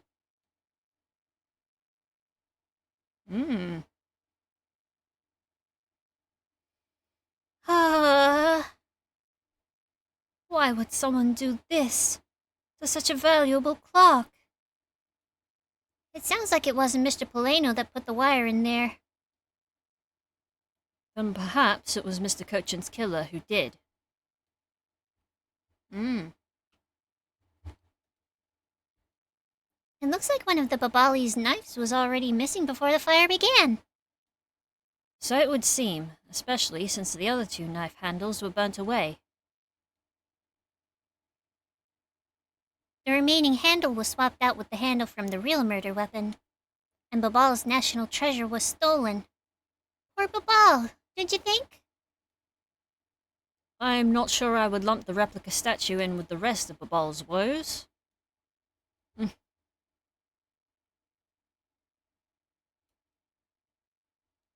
Detective, you took part in the initial Babal investigation, correct? Yep, sure did. I also helped put out both fires, sir. I did not output fires. But the first fire took me by surprise. I had a tough time escaping the 5th floor.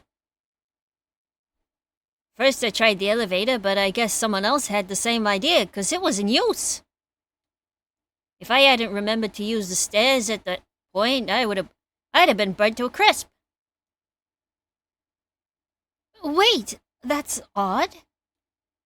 We always warn our staff that in the case of a fire, it's dangerous to use the elevator. Oh? Maybe someone wrote it in a fit of panic? Detective, did you see the Yatagarasu that came into the Babali's embassy at all? I didn't. Not personally, no. And the other staff members told me they never got a good look at the person either, sir. I wonder if you could tell me a bit more about what you discovered, Detective. The second fire broke out around the time the Yatagarasu was spotted in Alabast. That's also when this suspicious person was spotted in Babal, which caused some panic. So no one was able to get a good look at this Yatagarasu that entered Babal. Yeah, all they saw was this mysterious person wearing a long coat. But that's not enough to make a positive ID, you know. The suspect was hatless. Still, it was enough to make the people who received the calling card panic even more. A person in a long coat. Sounds like the same person I saw. The Yatagarasu that appeared in Alabas was proven to be just a fabrication, a shadow. In light of that fact, the Yatagarasu that appeared in Babal is also suspect. You can't be serious. Not when we're this close to capturing the fake. I mean, Callisto, you. So the Yatagarasu appeared, caused mass confusion, killed Mr. Cochin, then disappeared. That's a lot. What'd you see, Detective? By the way, Detective, why did you not chase after the Yatagarasu? I did! But, well, this embassy's huge, sir. I got separated from the other staff members I was with, and I was lost for a little while there. You didn't even memorize the layout of the building you were to guard, Detective? I'll be sure to do that from now on, sir. But, you know, it was thanks to me being lost that I was able to come to Kay's rescue. Oh? Is that a fact? Yeah, that was when I was lost and wandering around on the 3rd floor hallway, sir. When I heard a scream, I headed towards it right away. Oh, that's probably from when I found Mr. Cochin's body. Yeah, I thought it sounded like us, so I got real worried and ran fast as I could. It was thanks to Gummy that Miss Sheena wasn't able to take me away. He covered for me till you got here, Mr. Edgeworth. Oh, I see. So he can be useful once in a blue moon. Hey. He rescued Phoenix and Maya from Mafia goons in the first game. Still, it's too bad that Agent Sheena got here before I did. I wonder where Agent Sheena was before you found her here. Well, just before I got to this room, I saw her coming out of the room next door. Oh? You don't say.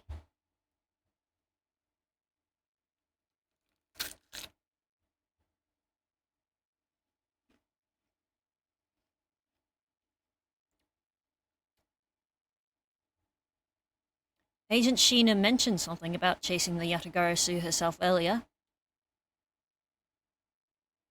Well, she apparently helped them putting out the first fire. And then during the second fire, I heard she was busy chasing the Yatagarasu. She seems to be a very dedicated agent. You'd do well to learn from her. Why are you pointing at me when you say that, sir? We've examined everything in this office, but there's one thing that bothers me. Perhaps I should ask Ambassador Polino about it. Ambassador, there's something I'd like to ask you. About? Yes? About this office. It appears to me to be very similar to Ambassador Alba's. For example, the location of the fireplace and the position of the grandfather clock. That's right. You've also paid a visit to the Alabastian side of the embassy. Our two embassies actually used to be one. Yes, I know. Even the pamphlet mentions it. Which is why the building is bilaterally symmetrical. Yes, that would make sense. So, no matter which room, the location of the fireplace and the like are exactly the same. Even where the art is located is the same. As my room is currently under renovation, we worked hard to make Manny's room look like the ambassador's office. You mean for your handshake photo op with the Gemma Ninja? Yes, that's right. I mean, what's a photo like that worth if it's not taken in the ambassador's office, right? Yet another odd expression of Babal's obsessively competitive spirit with Alabast, I take it. Thank you, Ambassador. That piece of information is all I needed to connect the dots. Connect what dots? Well, anyway, I'm glad I was able to be of some help.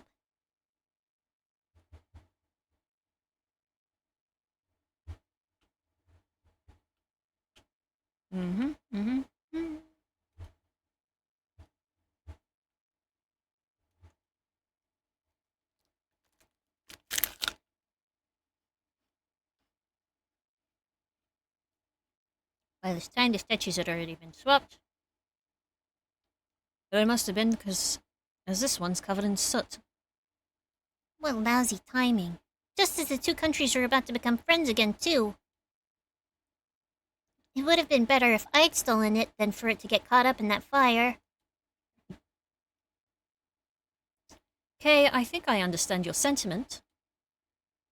However, if you were to engage in theft, I can't look the other way, right? If you could please stop stealing my lines.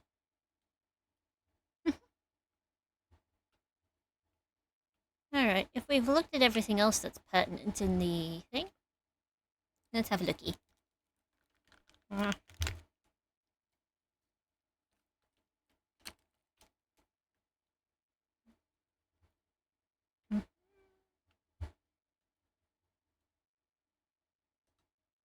I want to say this is connected. The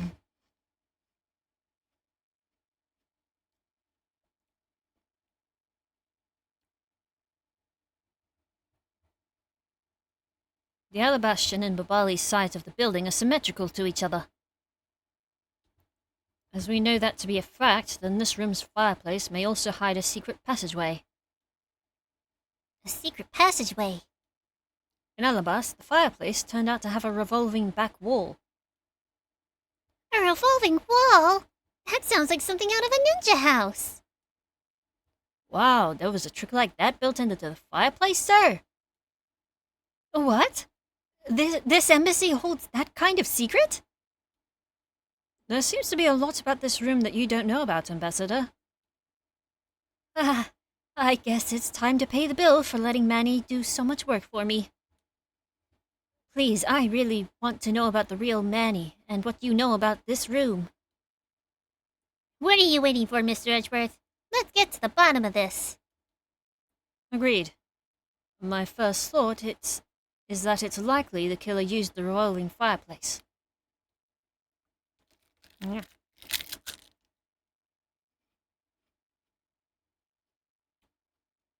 It looks like just another fireplace, though, doesn't it? So how do you turn it again?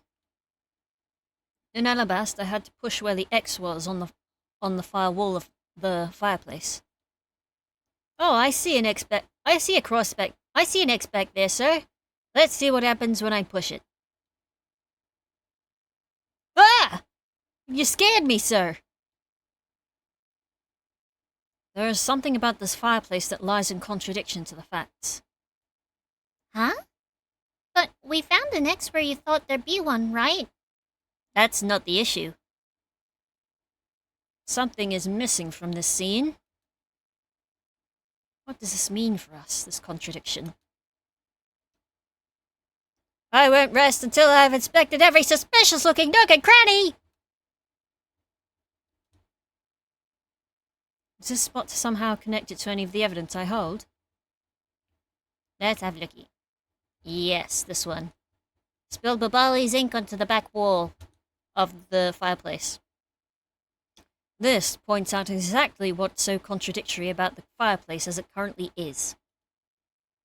And what exactly is that? Well, it's okay if you don't see it, Kay. I don't really get it either, but I figure it's just too splendid for me to understand. So come on, Mr. Edgeworth. Why don't you tell us what exactly is so contradictory? Wait, huh? What?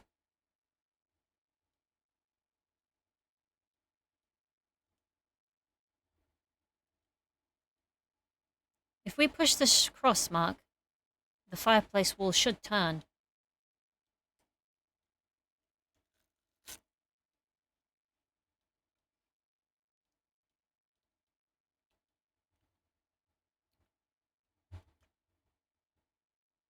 All I see inside this fireplace is starter wood. Huh? That's odd. It doesn't match up with what Mr. Polino said earlier. Come on! What's the meaning of this contradiction?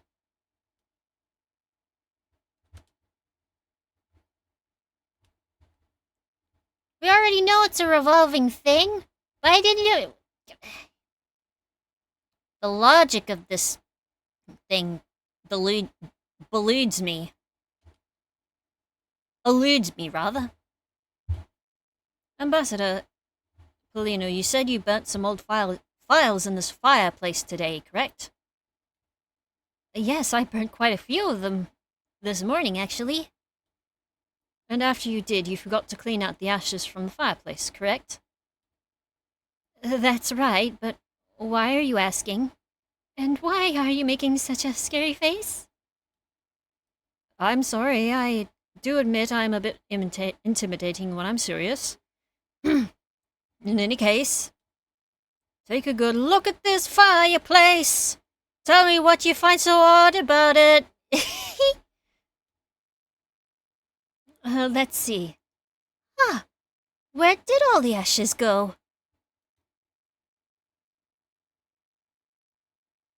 What's the meaning of this, Mr. Edgeworth? You don't really think that Ambassador Polino's lying, do you? No, there's no reason for him to lie. And I don't believe his testimony is wrong either. It is the fireplace that's causing the contradiction. Okay, I wonder if you might update the fireplace data for me.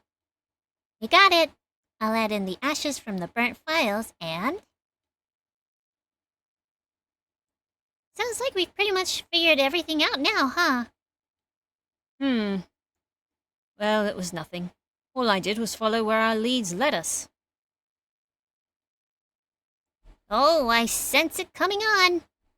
You're about to dazzle us again, right? Oh, you mean that? Well, that's what Mr. Edgeworth is known for, you know.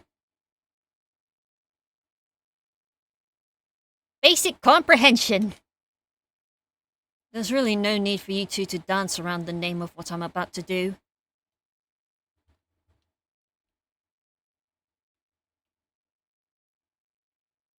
Which is look at fire.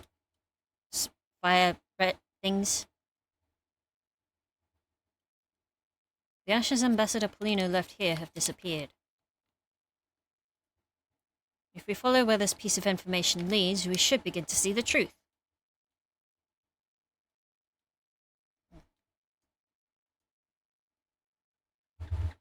Indeed.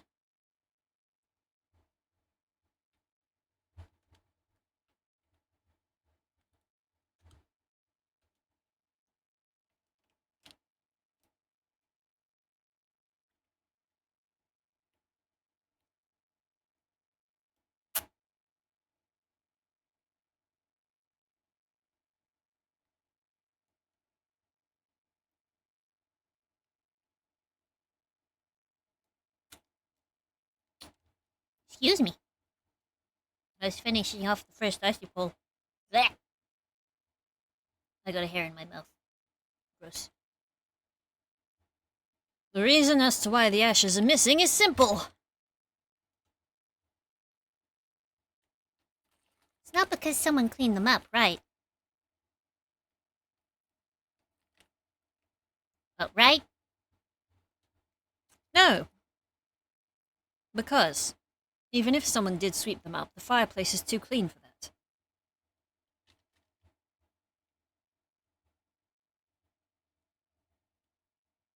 Should have put these other ones in the freezer. They're already half melted. My bad. Ambassador Polino said that he spilled some of Bali's ink while he was burning the files. And yet, there's not a trace of the spilt ink on the back wall anywhere. Well, then I don't know what happened. I'll tell you what happened. The two sides were switched.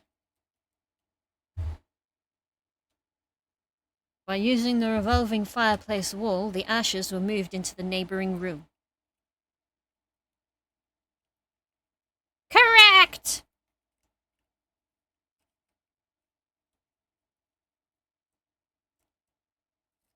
I'm glad it took you all this time to figure it out. You're great. You're doing great, Prosecutor Edgeworth. Which means that this is a clear indication that the fireplace was used.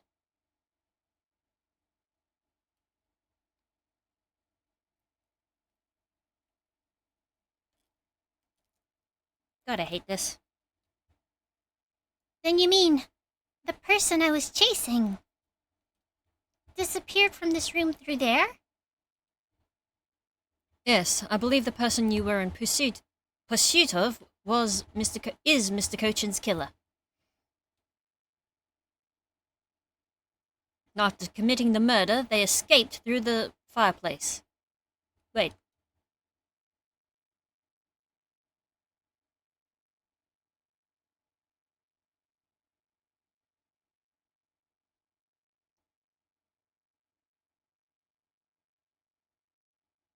I think I get what they were trying to do with that sentence. It just felt weird to say.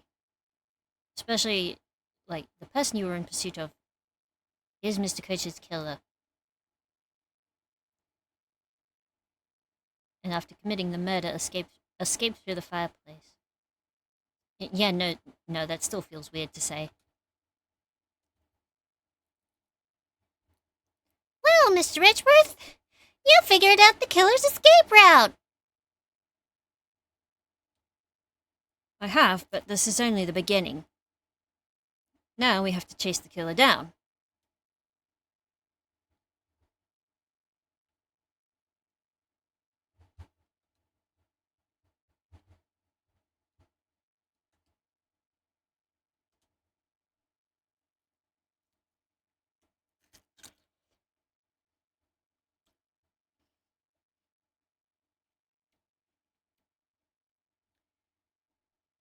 If the killer used the fireplace in this room to escape into the next, then it's only logical for us to talk with the person who was in the neighboring room. Well, the person that was in the next room was... Oh, it was that person, sir! あの人. Yes, Detective. Agent Sheena.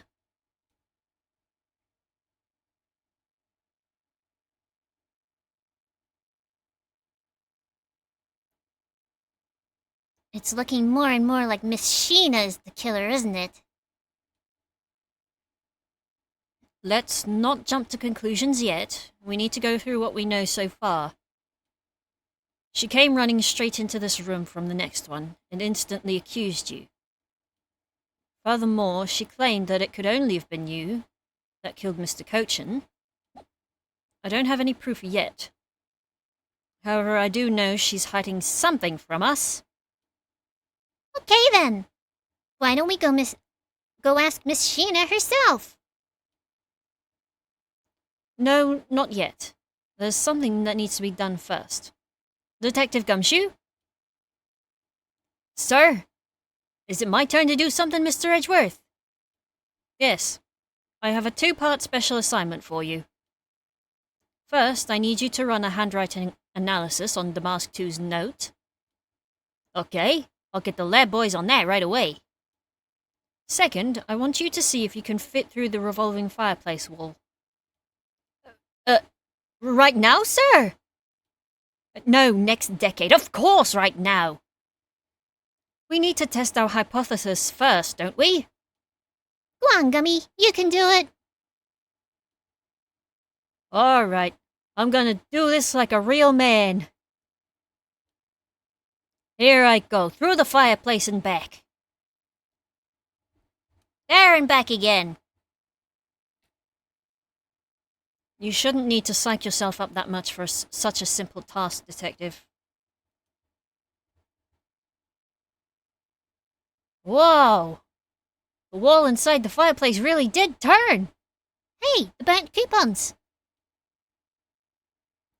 That's so neat! Now I want to try going through there too! There really is a secret passageway through there. I had no idea. It would appear that the ash really was pushed into the other room. Furthermore, the Babali's ink you spilled ambassadors right there on the back wall. Okay, here I go, sir. Detective, I'd like you to go through there under the same conditions as the killer. Huh? But there's all that ash and stuff. And your point is? Now, we're short on time, so if you could please hurry on through, would you kindly? Yes, sir. Okay, so now we pretty much have the whole picture, right? No. No, not yet. There remains a few more mysteries yet to solve. Such as the Yatagara's whereabouts, the other smuggling ring members, the two weapons that made it across the border, the key that Miss Yu stole 7 years ago. In fact, we haven't figured out a thing regarding how Miss Yu is related to these embassies. Mr. Edgeworth. A number of pieces connect in a very complicated way in this case. It's almost enough to make one completely mentally exhausted. Yeah, I don't know how the writers managed to get themselves through this. What are you saying, Mr. Edgeworth? I thought you were the one who said that it's easy if you follow the leads. Was that supposed to be an impression of me, Kay? Oh no. Hold on. Let me try that again. I thought you were the one who said that it's easy if you follow the leads. If it's info gathering you need, Gummy and I can help with that. Then all you'd have to do is show off your fancy schmancy logical deductions. Show off? Does it seem like I'm being boastful when I do that? Let's not overcomplicate matters, okay, Mr. Edgeworth? We've been so focused like a laser on only what seems strange and out of place. It's no wonder nothing's clicked and we haven't unlocked anything yet. But if we think things through calmly, the answer should come to us. Okay. That's the sort of thing I say to myself when I'm practicing how to unlock padlocks, you know? That is something I hope practice doesn't make perfect, for your sake. Yay! Looks like you're back to your straight-laced self again. Mr. Edgeworth, I'm back, sir. Yes, I can see that. Good work, Detective. Looks like you could use that fireplace like a door, sir. Are you alright, Gummy? I'm okay, just a bit of ash and dust, that's all. Your jacket's gotten quite filthy. I see the hem's practically turned black. But it's conveniently hidden past the screen. Yeah, well, quite a bit of that unburned ink got on it, sir. I see. Thank you, Detective. You did a fine job. I'll even pay the cleaning bill for the trench coat. What? Oh, no, sir, I could never. This is just my old coat, sir. If it was a coat I actually cared about, then I'd get it cleaned, but, you know. I see. Very well, then. As you wish. So, because Gummy was able to climb through the fireplace, we know it can be used, right? Yes, but that's not all we learnt. We actually learned one other important fact. And that is? I'll have to explain it to you later. Right now, we need to deal with the handwriting analysis. Detective Gumshoe? Yes, sir. I'll be back before you know it. The handwriting analysis on Mr. Cochin's handwriting will take a bit of time. Let's go wait in the Theatrum Neutralis, along with Agents Lang and Sheena.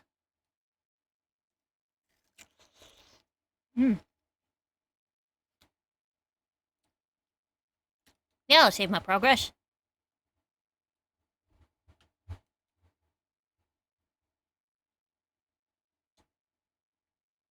Ooh. The truth behind the fire and the Yatagaris' true identity. Tell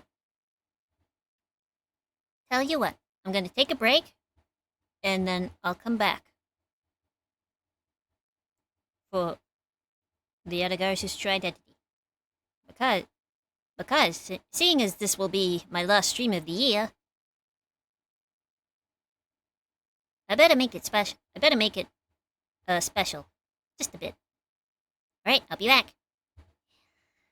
Woo-loo-loo-loo-loo-loo.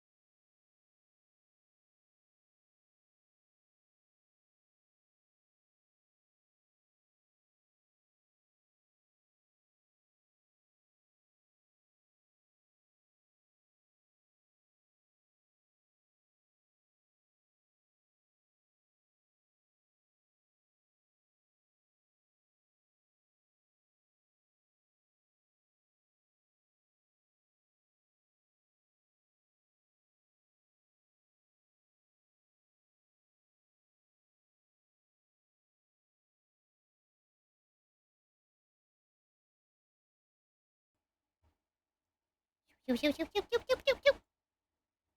Oop. Uh-oh. That's an issue.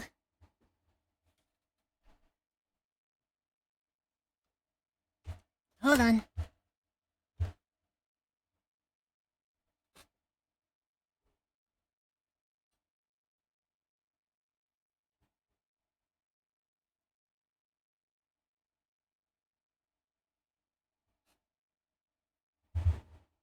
Mm.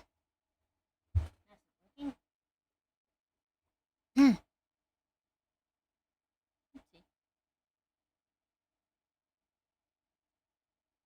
There we go. Okay.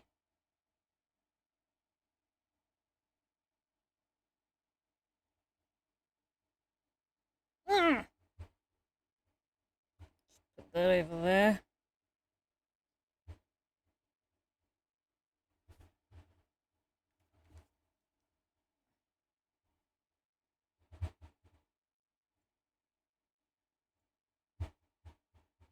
All right. Back into it. Oops. Already saved.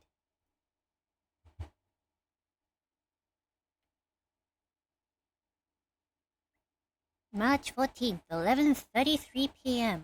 Theatrum Neutralis, lobby.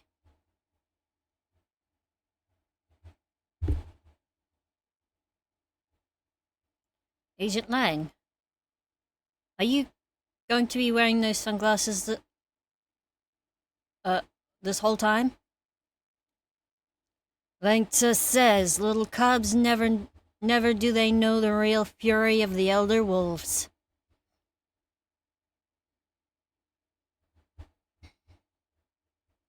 These quotes are definitely becoming increasingly difficult to decipher. And what does that mean? It means that you'll never really know how angry I can get.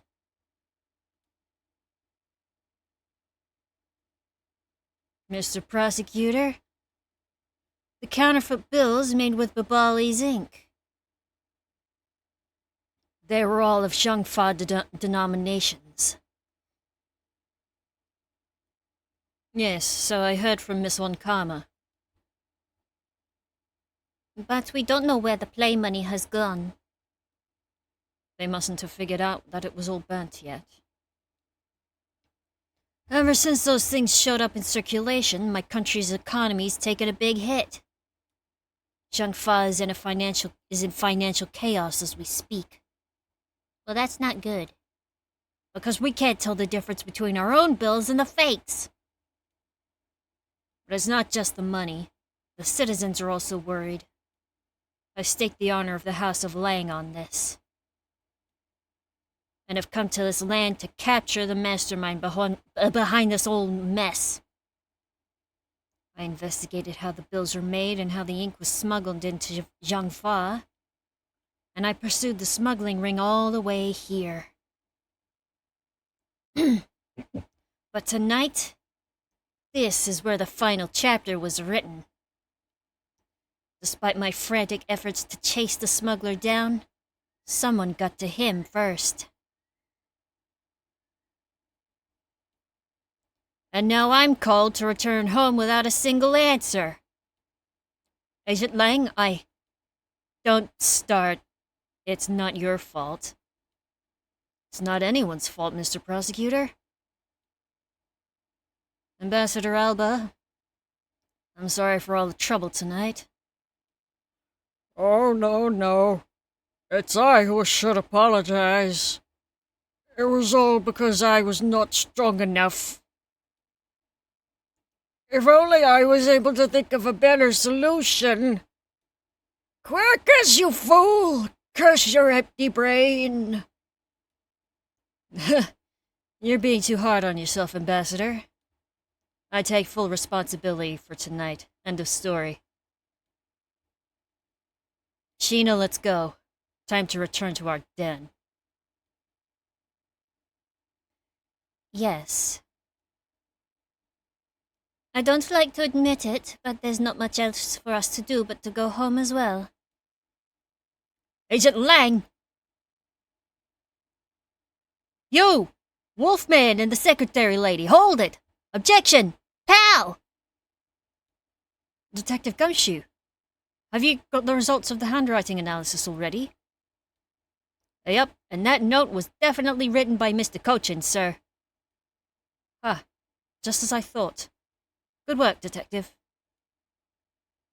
Here,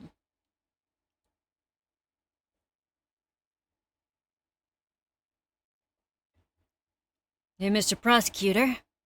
How long do you intend to hold us up for? Sorry to have made you wait, but I believe that now everyone is finally here. Performing for you? Agent Sheena, I'd like to ask you something if you don't mind. Yes.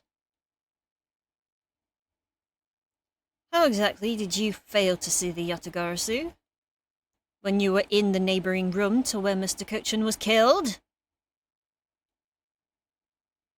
I'd like you to explain that to us. What? Hey, Mr. Prosecutor. What are you doing asking her about something she didn't see? Agent Lang hasn't touched the Babal investigation at all.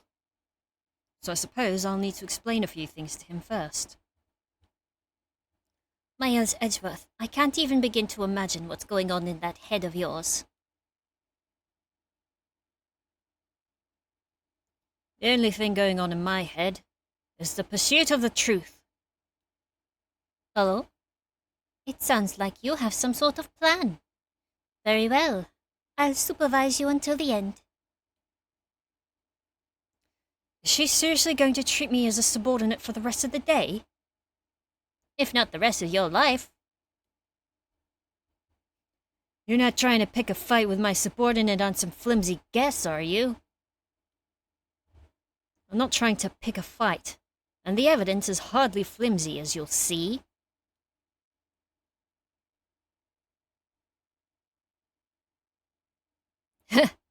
I should have known that you and I are destined to fight it out to the very end. It would appear that way.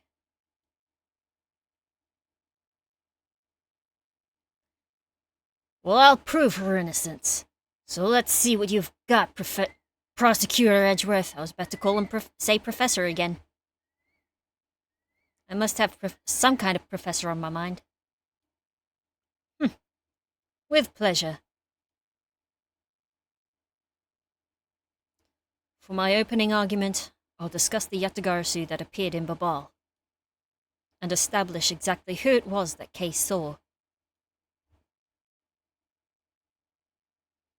Agent Lang, I assume you've been briefed on Kay's testimony?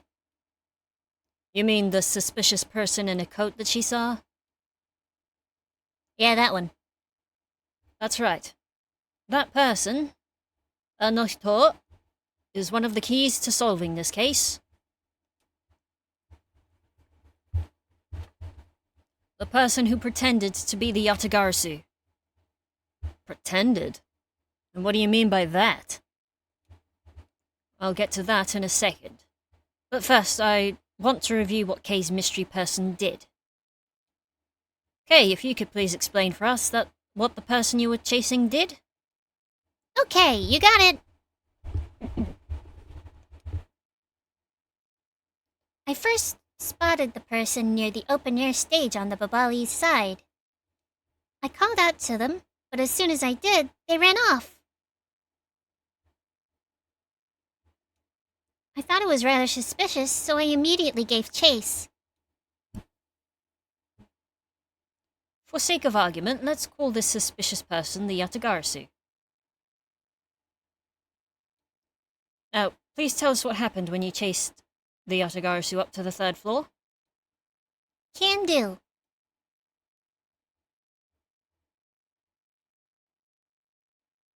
Why? I chased the Yatagarasu all the way up to the 3rd floor of the Babali's embassy. It was a pretty straightforward, pretty straight chase down the hallway until the sudden turn.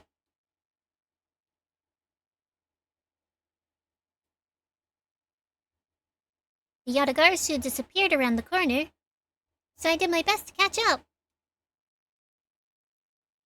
When I turned the corner, I saw the Yatagarasu run into Mr. Coach's office. Cochin! I gave chase and ran into the room. Wait, did she say gave chase? Okay. She did not. But when I entered the room, it was pitch black. I couldn't see a thing.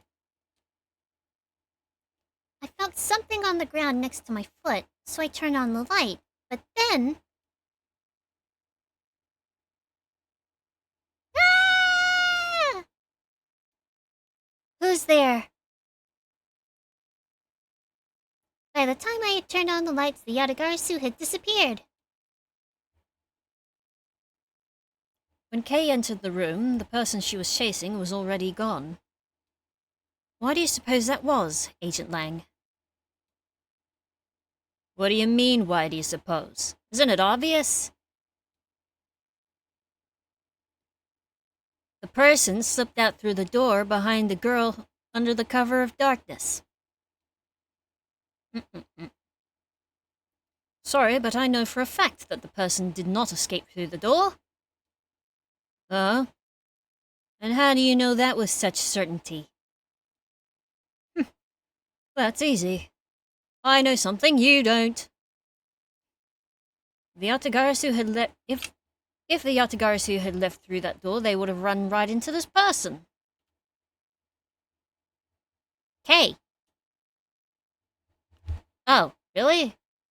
This is who the suspicious person would have run into. No! Oh, I mistook it. It's Gumshoe. Huh? Hey, Mr. Prosecutor. Are you sure you're not losing it? I haven't lost anything, and certainly not my mind. Maybe not, but you definitely have the wrong person. Or maybe you're just terrible with not just logic, but names as well. Ow! You didn't need to add insult to injury. Yep. Gumshoe. Really? Oh, wait. No.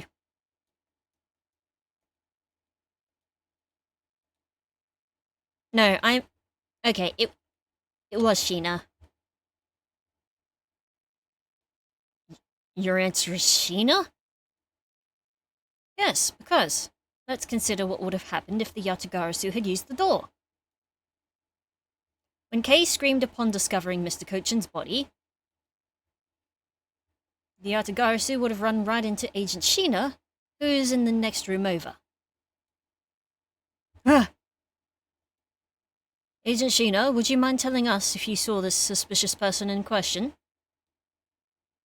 No, I didn't see anyone. You see? Therefore, the Yatagarasu could... That just means the creep slipped out before Sheena made it out into the hallway. I doubt that, as there was one other person in the hallway, a certain detective. I hate the puzzle flow. Detective Gumshoe, where were you exactly at that time? Me, sir? Well, when I heard Kay scream, I ran towards Mr. Cochin's office from the opposite direction of Agent Sheena, sir. So, Agent Lang, can you explain how someone could have eluded both of them? Even you must concede that under these circumstances, the door was not a viable route. No! Way to go, Mr. Edgeworth. You nailed him with just an explanation of what happened. Yes. I've eliminated one of the possible escape routes from that room. But this is far from over. I need to make Agent Lang aware as well of yet another possible escape route that the Yatagarasu could have taken.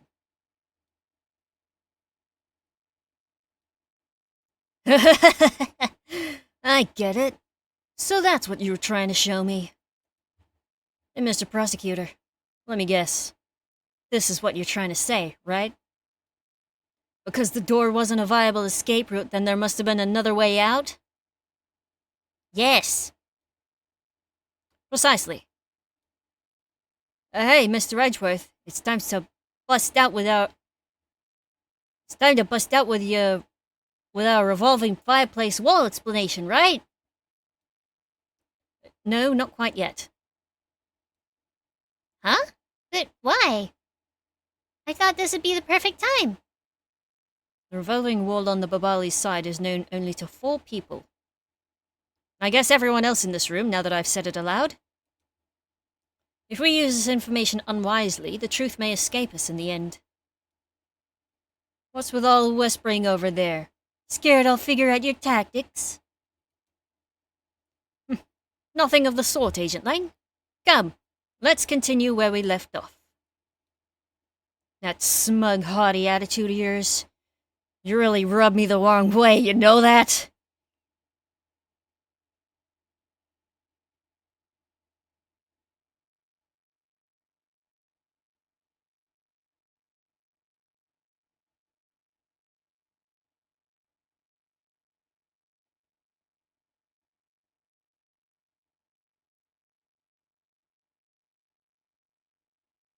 Okay! Well, no matter. I figured you out already anyway. The only other possible escape route besides the door is the room's lone window. And since an eerie picture of said escape route exists... Are you saying that this photo captures the moment of the Yatagarsu's escape? Excuse me. I guess Detective Bad must have filled him in on this photo. I have to admit, at first, I did think the window to be a possible escape route as well. However, I now know that to be impossible. Now, I realize you may not know this, but... humans can't fly. We know this. Of course I know that. That's bloody common sense. Whoopsie.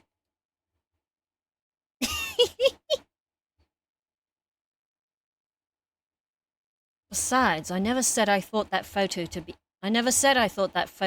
of the Yatagaru's escape route. I suppose not. Alright then, explain yourself. The shadow in this photo is not the Yatagarasu that Kei was chasing after. Well, you can say whatever you like in whatever language you want. I guess English. There's only one language I really understand. The language of evidence. Very well then. There's only one language I understand. Interpretive dance. I present to you proof that the person Kay saw was not the same as the one in this photo. Oh gosh. Oh god. Oh no. Oh gosh. Oh god, oh man, oh god, oh man. After the first fire on the 4th and 5th floors, oh no. Oh god. Oh, that's a stink beetle.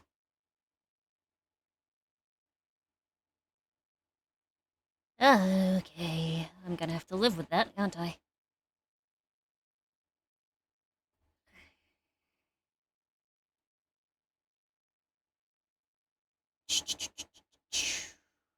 Not that.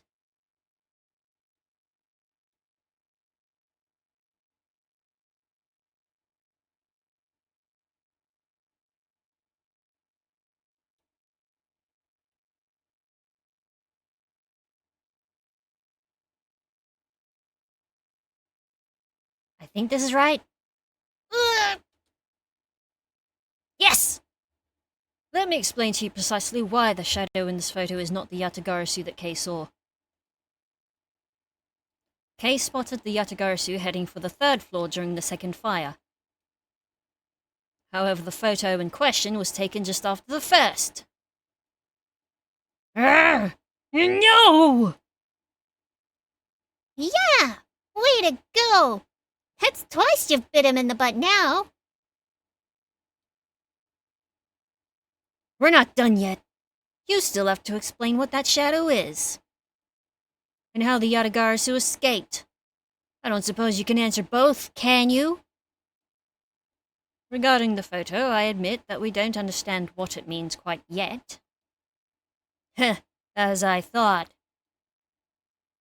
However, the Yatagarasu's escape route. Now that I can answer. Dead's off. You can. Well then, Mr. Prosecutor, go on. Enlighten me. You know the 23 skidoo, don't ya? Even if I explain it, you'll try to find some flaw with what I have to say. You were busy heading up the Alabastian investigation, correct? In that case, I doubt you'd have much knowledge about the Babali's side of the case. So, wouldn't it be best if the lead on that side, Agent Sheena, explained in my stead?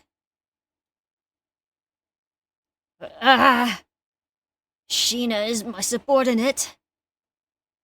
If I don't stick up for her, how can I look her in the eyes and call myself her boss?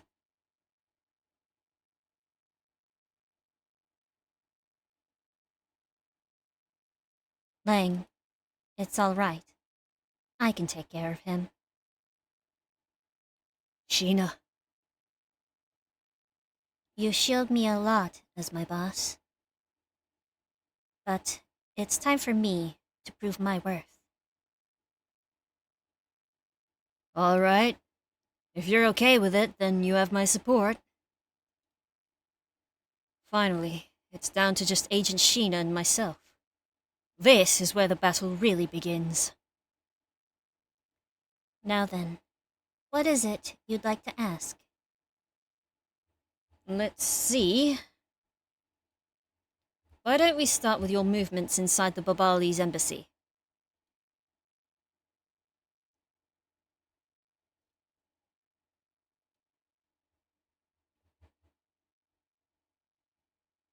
During the first Babali's fire, I assisted in putting out the fire.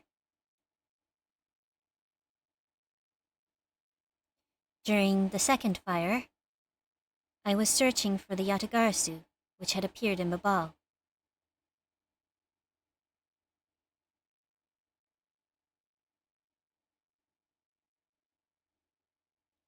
While I was searching, I heard a scream coming from the next room over. Although I was in the next room, I was unable to catch a glimpse of the Yatagarasu. To be honest, I'm actually very skeptical that the girl's Yatagarasu even exists. And that is all I have to say. But I'm not lying when I say I saw that suspicious person run into Mr. Cochin's office. Like I said earlier, I have no intention of retracting my testimony. Good. Just to confirm, did you have a partner when you were on your investigation? No, I moved alone. In that case, you have no one to corroborate your alibi, is that correct? Are you calling her suspicious because she was in a room by herself? How pathetic.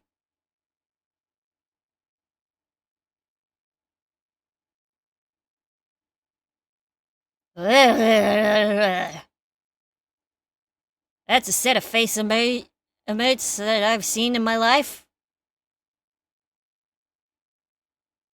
How you going? How you doing, chat?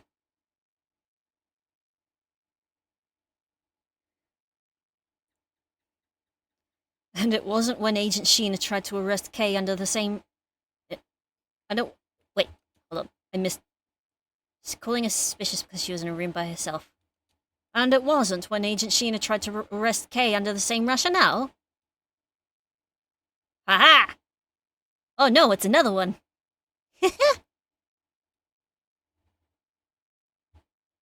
How about when you accused Larry? Because he was the weapon's owner.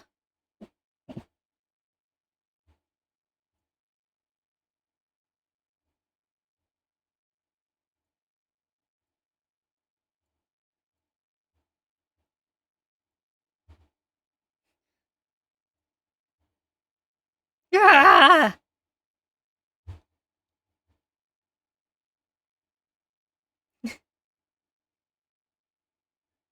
Not that it's unexpected for such a useless lump to get into such a situation. Although I suppose it's never a good idea to let mistakes go uncorrected. I'll make no excuse for what I did in that situation. Well, then you should apologize right now for making Kay out to be the killer, pal. I'm sorry. Sheena, apologize. Yeah, I'm sorry. it's really okay. I mean, I'm not under suspicion anymore. Right, Mr. Edgeworth? Well, I never doubted you, not for 1 second. And the same goes for me. I believe in Sheena. Then let's put that to the test and see if she really is worthy of your trust. This promises to be interesting. I may need to...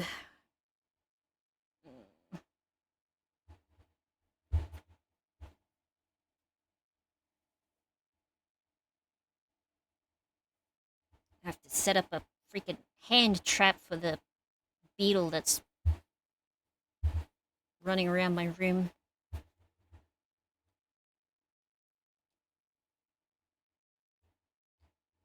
So during the first fire, she assisted in putting it out.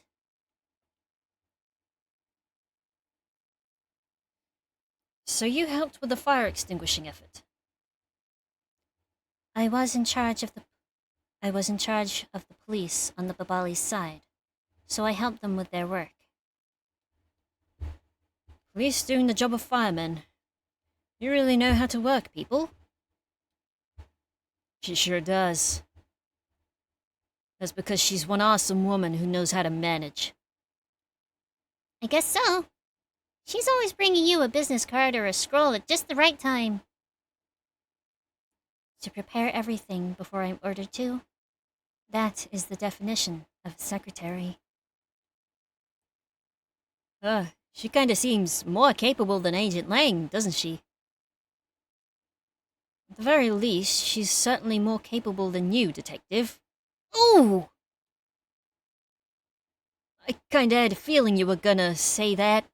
Aw. Sheena's more than just a capable secretary, you know? Sheena, tell him what other things you're good at. I'm good at 52 pickup. Alright.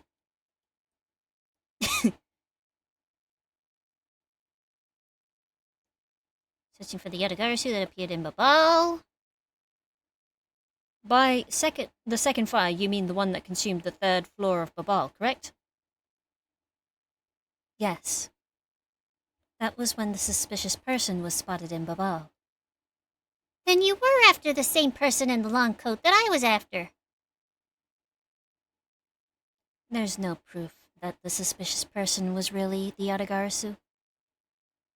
Because no one was able to get a good look at the person's face. By the way, how was your team's investigation? In order to extinguish the fire, water was pumped into the 3rd floor via the windows. So the majority of the investigators conducted their searches on other floors. Maybe they did, but there was one person who was wandering around lost on the 3rd floor. When the fire was pretty much out, I moved to investigate the 3rd floor. And you did that alone? Yes.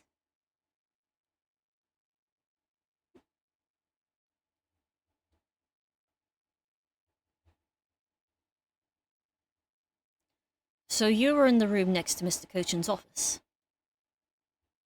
I already told you I was earlier. Whoops, I misread that. I already told you I was earlier. As I was examining the neighboring room, I heard that girl's shrill scream. Upon hearing her, I immediately ran towards Mr. Cochin's office. Wherein you proceeded to arrest her, as I recall? Yes, I did. But she was totally innocent, pal. I thought we had already cleared that up.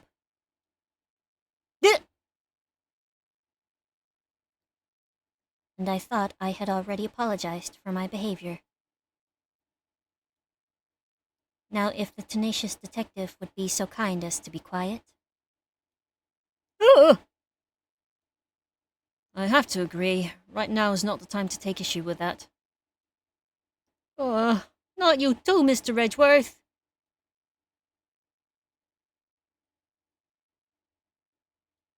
But what I do take issue with is the fact that you didn't see the Yatagarasu, Agent Sheena.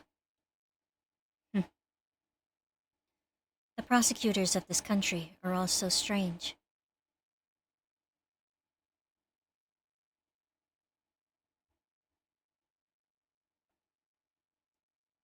That looks like a new statement. I could be wrong. You were unable to catch even a glimpse despite being in the next room. Is that true? I really hate to repeat myself. I'm sorry for inconveniencing you. However, I simply wish to make sure that you're not misremembering something. We wouldn't want you to be accused of lying later on, would we? I mean, perjury doesn't seem to be a crime. An infraction at most. In Ace Attorney. Hey, Mr. Prosecutor. Are you calling Sheena's testimony a lie? Agent Lang, I'm talking with Agent Sheena right now. The adults are talking. So I'd appreciate it if you wouldn't interrupt us with superfluous comments. Aw,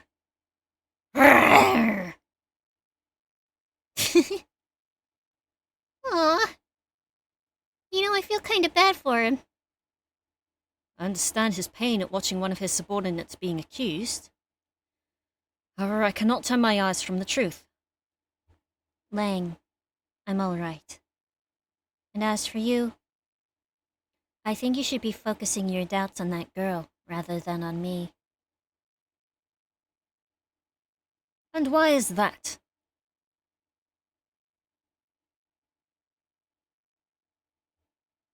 Skeptical that the Yatagarasu exists. Why is that? Are you throwing Kay's words into doubt again? Well, she does claim to be the Yatagarasu, right? And she did try to chase down the Yatagarasu, despite being just an average citizen. Actually, she came here with the goal of capturing the fake Yatagarasu. That's right. Which is why I would never lie about anything related to the Yatagarasu. And I suppose you have proof of that somewhere. Not quite, but even without any, I have people who believe in me, and that's enough. I see. Kay's testimony is without flaw, but as for yours... Well, let's just say that I find your testimony to be a bit suspicious. There seems to be a very large flaw in her testimony. Oh? Then why don't you show her using what we found out with Little Thief? I will, in due time. The escape route of the Yatagarasu that Kay was in pursuit of. If it turns out that it really does lead right to Agent Sheena, then what is it that she's keeping from us right now?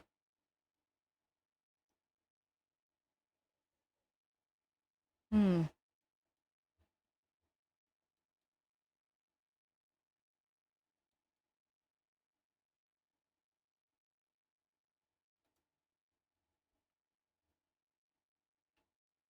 I would. I want to believe that this might be it. It's either this statement or the previous one. I'm gonna take a dive.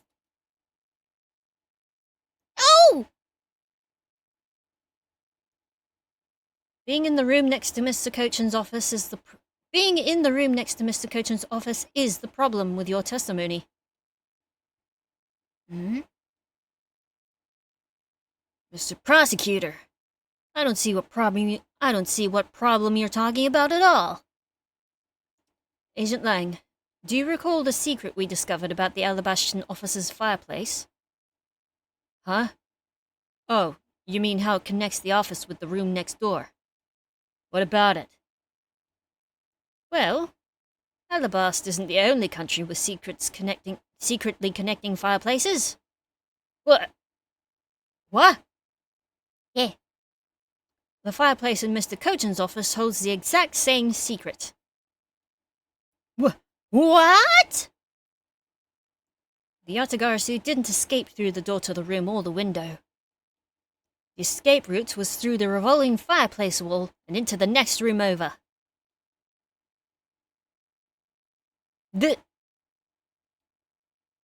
Now do you see?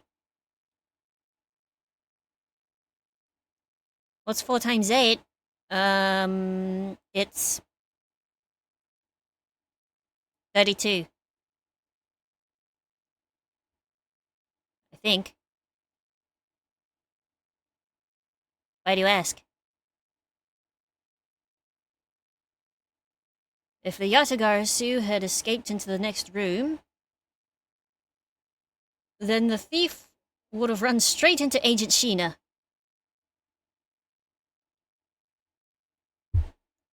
Meaning, it's impossible for her to have missed the Yatagarasu. Yeah!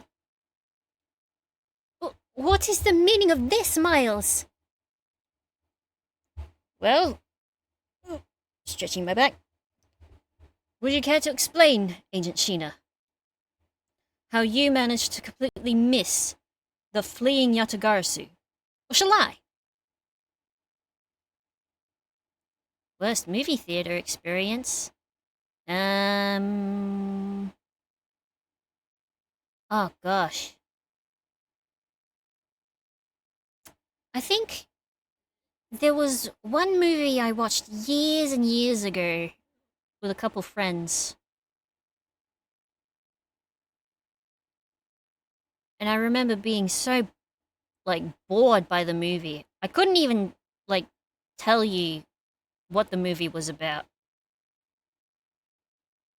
Like a fantasy witch hunt. Well, I say fantasy, but it was like your Salem witch hunt, but in like a small agrarian community or something. Just fictionalized, rather. Something like that. I was just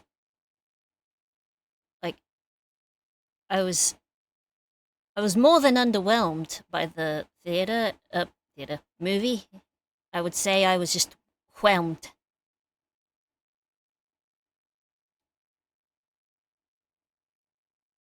Oh, ooh.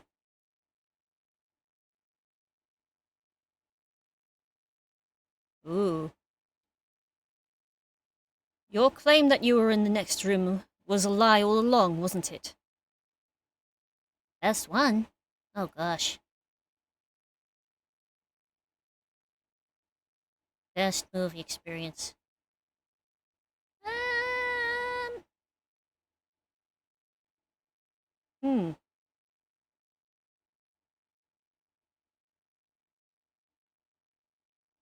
That's really hard to say, honestly. One, because it's been a really long while since I was last at a movie theater.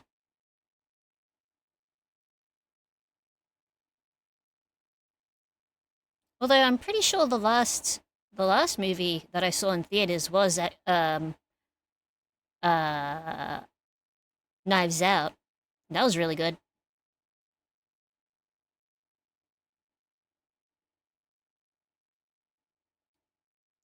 The truth is, you were the one Kay saw in the coat, pretending to be the Yatagarasu, and you were the one she chased after. As you tried to lose her, you ran into Mr. Cochin's office and headed for the fireplace. Knives Out is a great movie. I also enjoyed The Glass Onion. Then, you shed your coat in the next room, leaving it there to re-emerge as Agent Sheena. After that, you came back around to place Kay under arrest. Ooh, but that doesn't make much sense either, does it? Does that sound about right? If not, then speak now or forever hold your peace.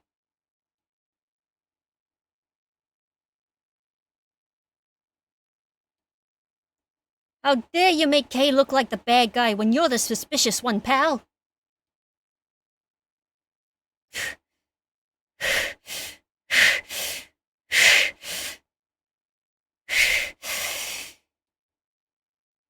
Mhm.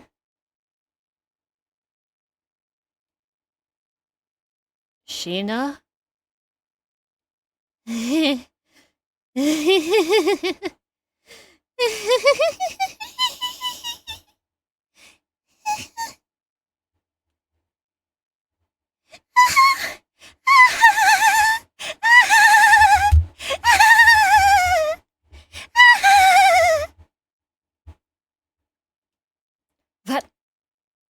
That laugh!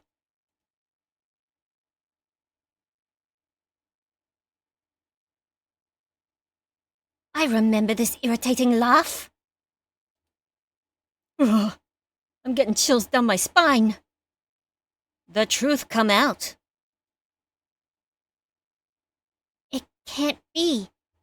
But it has to be. Sheena! What's wrong with you? I'm sorry. It was so funny that I couldn't help but laugh.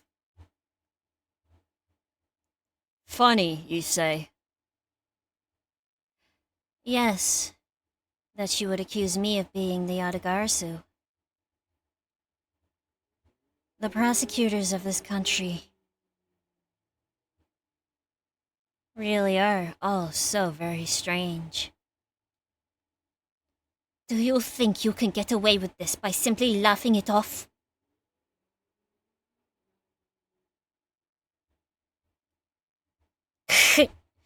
You think I'm taking things too lightly? I think not. It's that prosecutor who is.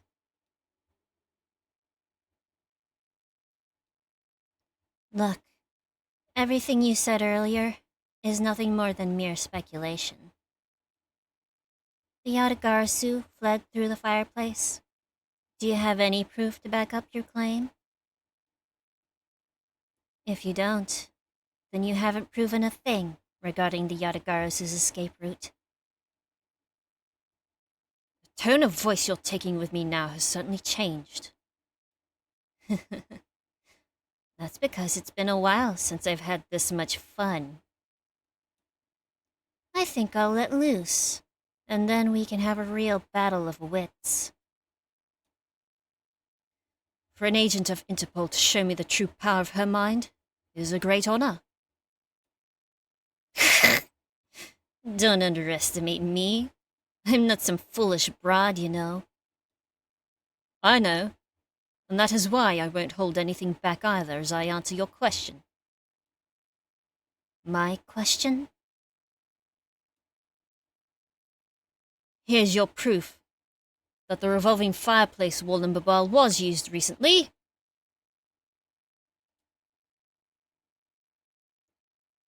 I'm sorry, but is this really your honest answer to my question? Yes. According to Ambassador Polino's testimony, he said that he was burning some documents in the fireplace with Mr. Cochin. Oh. The ashes of what they burnt were left in the fireplace, so they should have been there. However, when we went to investigate the room, the ashes weren't there. Why is that a problem? Maybe someone cleaned them up.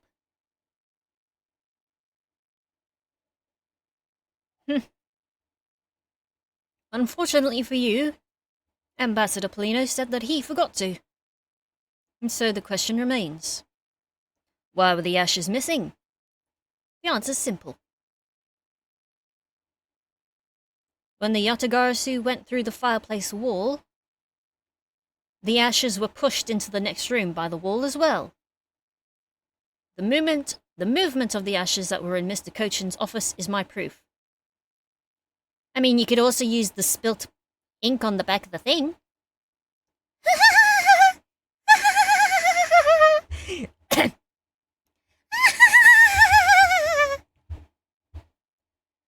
And just what is so funny? Ashes proof? Are you even allowed to submit such flaky evidence in court? Phew! Still wish to fight us? Of course. Why wouldn't I? In that case, let's hear your counter-argument. My counter-argument, huh? This really is just like being in court. Excuse me. Well, to me, we are simply continuing from where we left off all those years ago. I have no idea what you're talking about. Doesn't matter if we're at a crime scene or in court. Let's finish this here and now. I suppose. I've had a lot of fun today, but I grow weary of this game of cat and mouse. Let's make this the last testimony and wrap up this absurd case once and for all. Sheena's rebuttal. In my eyes, all you've proved is that the rotating fireplace wall was used. But you can't really call that proof that the Yatagarasu used the fireplace now, can you? So then, who was it that used the rotating wall? Show me your answer with real evidence. Remember, we've already finished our very thorough investigation. And we found not a single suspicious thing in Mr. Cochin's office.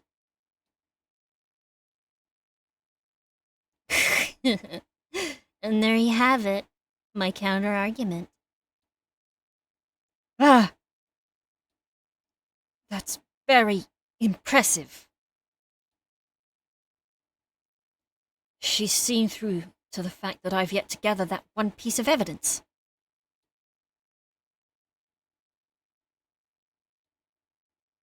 What is it, Kay? I haven't heard a peep out of you in quite a while now. If you don't think you can handle it, feel free to leave the rest of it to us. But Kay, pull yourself together. You are the true heir to the Yatagarasu name, are you not? If you want to steal the truth, then you must never take your eyes off of it.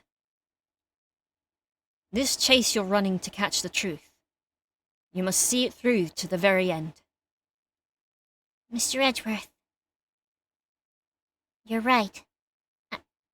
I will see this through to the end. So, you go get her for me, Mr. Edgeworth. With pleasure.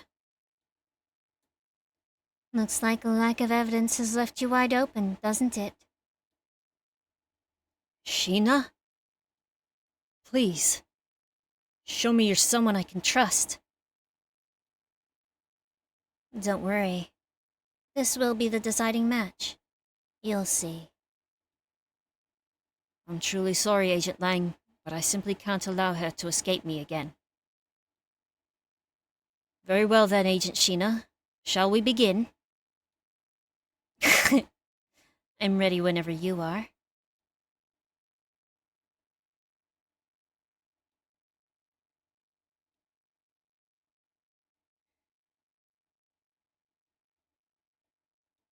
can't really call that proof that the other guys who used the fireplace.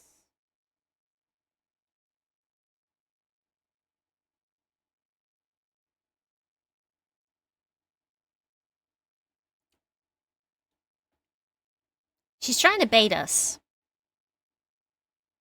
into making a mistake.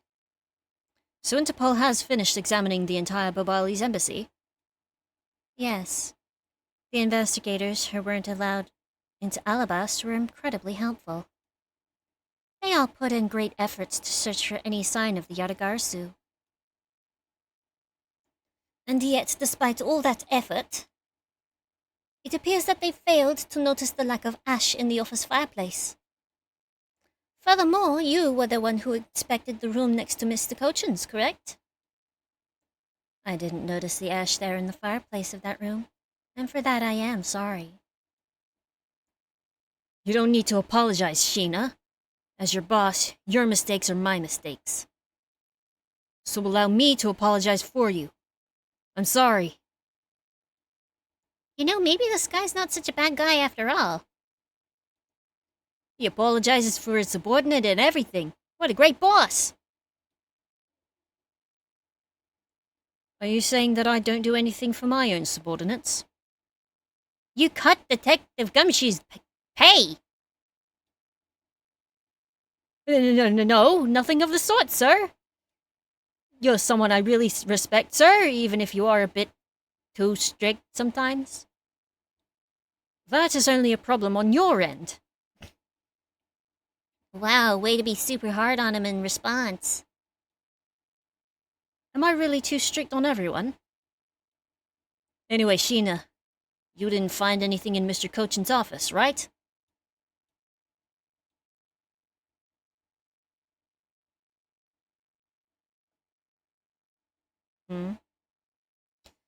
So you really didn't find anything? Yes. As I said, not one suspicious thing.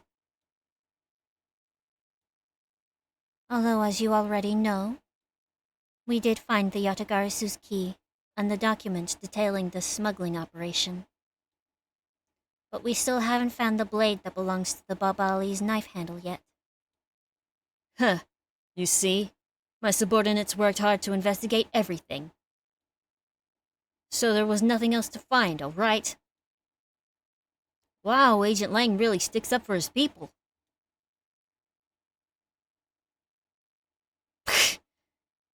Langtse says, all men are brothers, and friends become family. So you see, my people are my family, and their families are my family too. That's a big family. That is a rather large family you have there. Yes, but as we all know, there's always one black sheep in any family. Sometimes one white sheep. And though it pains me, Agent Lang, you will know the black sheep of your family. So, do you actually have any proof that the Yatagarsu used the fireplace passageway? No, I haven't found any yet. Then what are we gonna do? There's no need to worry. Because there's a loophole in Miss Interpol Agent's argument we can exploit first. The one in charge of the Babali's investigation was not Agent Lang. Which means that with Agent Sheena in charge, it's possible she may have tampered with the evidence. That piece of evidence that we found, if there's one thing I do know, it's that someone tried to hide it from us.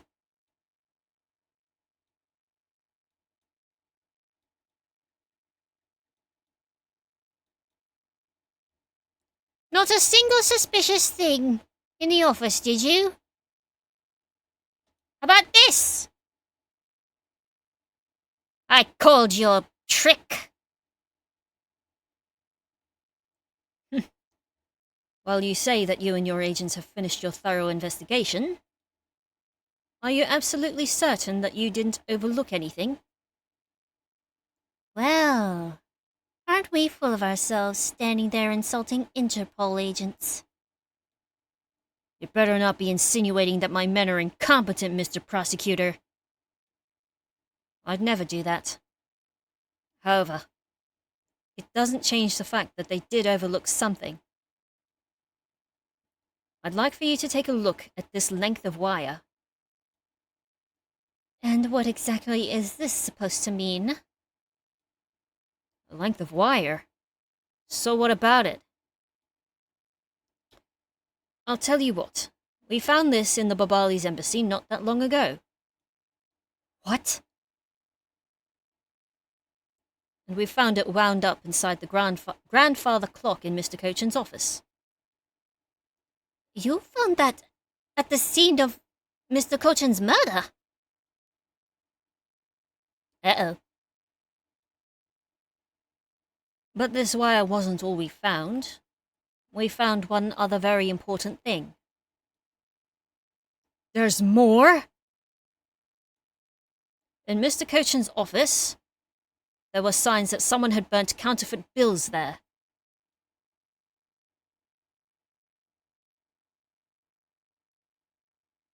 Hi-ya!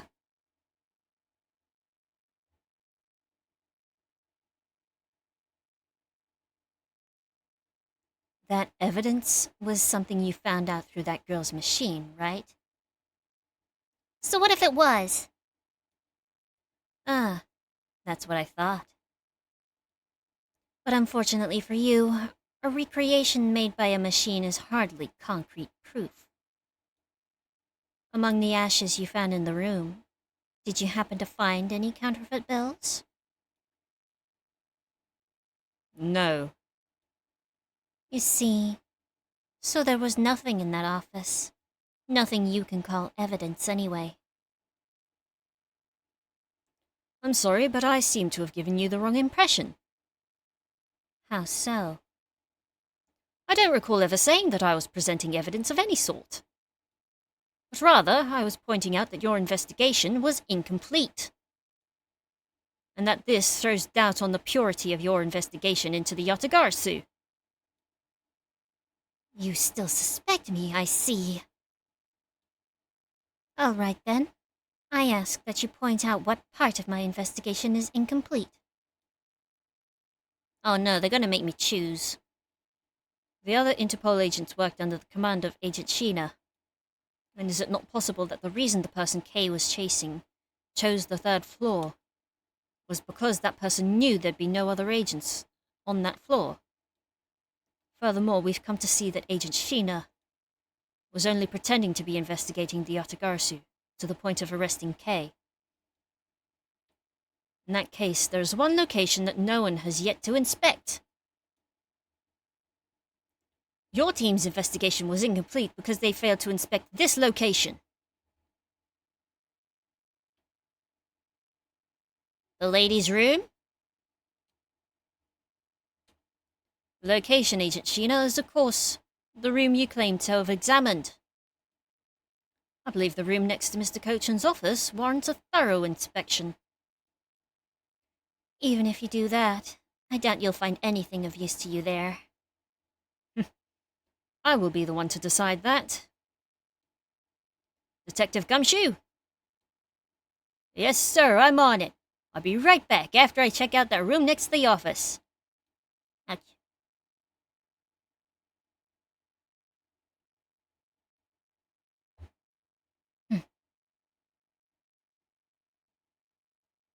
Hey, Mr. Edgeworth. Do you really think that machine is the Yatagarsu?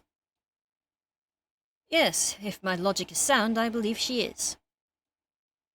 Then I'm not going to let her get away with ruining the name of the Yatagarsu. But can you prove she's the Yatagarsu?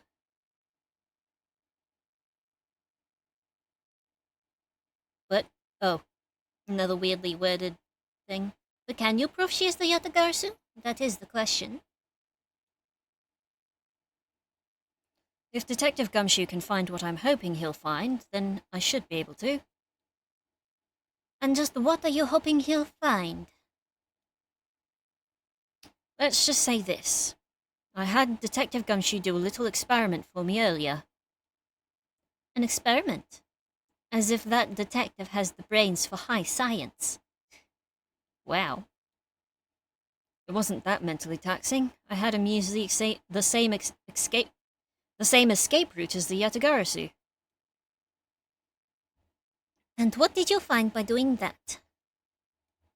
First, that it's possible for a person to fit through the revolving wall door. Second, that by going through there, his coat was covered in ash and Babali's ink. Who cares what his coat was covered in? It's not worth that much anyway.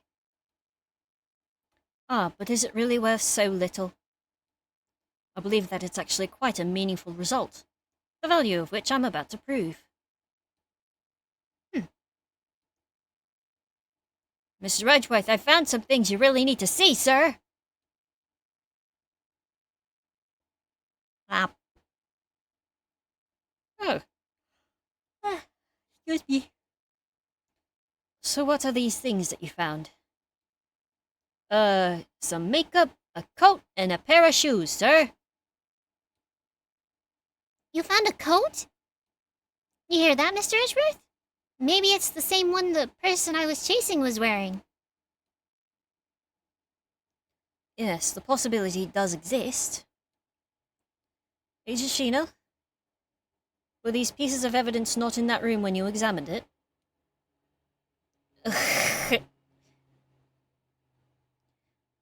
Unfortunately for you, those aren't suspicious items of any sort. They all belong to me. They were getting in the way, so I stored them in that room. No! Thank you for bringing them to me. Saves me a trip. May I have them back now? These items that the detective brought back are incredibly significant. I request that we be allowed to examine them. They're my personal belongings, so you have no right to touch them without my permission. I wish to examine them for the sake of the investigation. But if you wish to deny us access to them... Agent Lang, let's hear your opinion on this. I say let them look at your stuff, Sheena. Lang! Sheena, let's put it all out in the open. If you're really innocent, then you have nothing to worry about, right? I guess so. All right. Go ahead. Examine whatever you'd like. After all, I have nothing to hide. Good.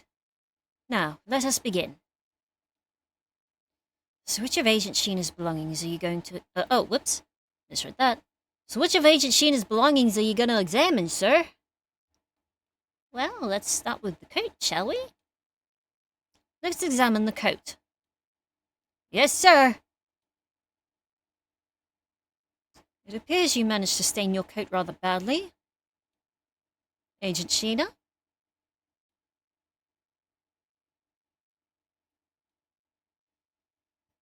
The Yatagarasu that Kay saw was wearing a coat. And I'm beginning to wonder if this stain wasn't created when you went through the fireplace. No, you have it wrong. That soot probably got on my coat when I was helping the police put out the fire. And what about this dark substance around the hem of your coat? Oh? I didn't realize that the hem was that dirty. I'm sure it's just water mixed with soot from when I was helping with the fire. I don't think so. You think you can get away with such a transparent lie? Yeah, don't lie to us, pal. This is the same pattern of dirt I got on my coat when I went through the fireplace. Your words ring hollow in the absence of evidence, you know. So unless you can prove that the dirt on my coat is from the fireplace... Which I can. But... how? You did a great job, Detective Gumshoe. Me, sir? What did I do? This coat. This is exactly the piece of evidence I was searching for. I I'd been hoping to find the coat the person Kay saw was wearing. And thanks to you, we've proved that going through the fireplace would sully a coat. I don't quite get what you're saying, but I'm happy for the praise, sir. Now can I get a raise on my salary? All that remains is for us to show what the dark substance on the coat hem is. Oh, and you think you can do that? Of course I can. This is the dark substance that sullied the hem of this coat. The Bink.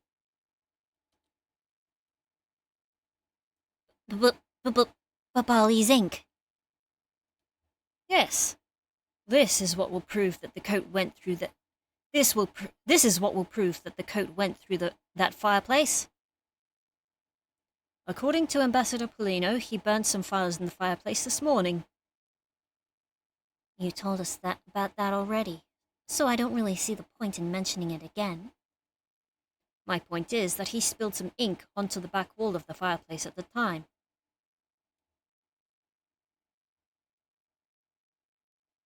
If the dark substance on this coat turns out to be Babali's ink, it would prove that you and this coat went through the revolving fireplace wall. That... Sorry to have clipped one of your wings, Yatagarasu, but we are not finished yet. But you have no way of proving whether or not this is Babali's ink on the coat hem. Really? Oh, but I do, and I intend to show that it is ink in a few seconds. How? How, you ask? Oh, since you don't seem to know, allow me to show you.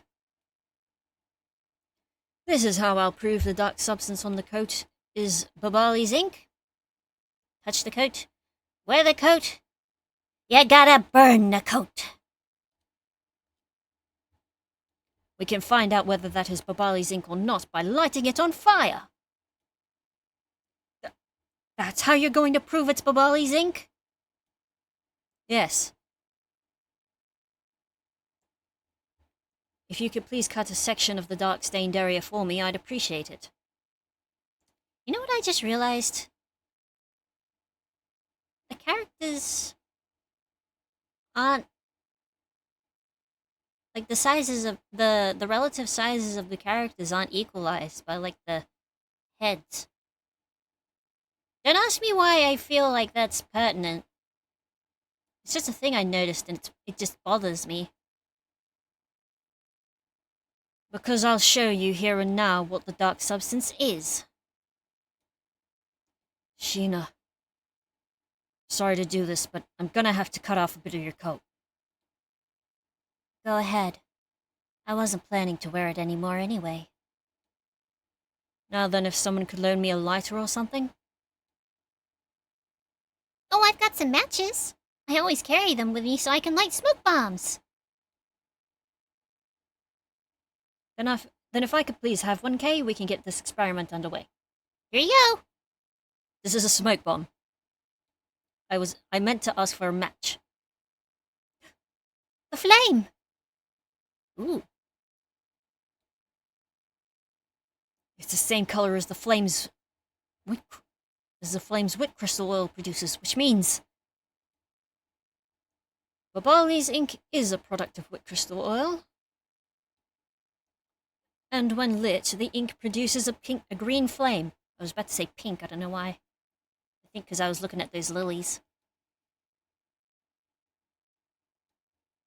I believe the time has come to clip the Yatagarasu's other wing. Miss Sheena, you're the fake Yatagarasu. The one who killed my father. It's about time you came clean, Agent Sheena. Or should I say, Callisto, you? Hey, Mr. Prosecutor, you're not serious, are you? Do I look like the joking type to you?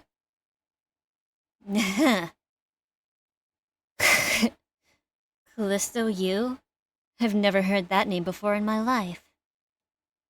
That manner of speaking, and that attitude. You haven't changed a bit in 7 years. You're the defense attorney that killed Mr. Faraday and then tried to frame me for it. Oh, really? And you have proof? You insist that I am this Callisto U woman, but you can't prove that. If you have no proof, then I'm afraid you won't be able to lay a single finger on me. The raven is a very unique bird, one that flies by the darkness of night. Owls! You're thinking of owls!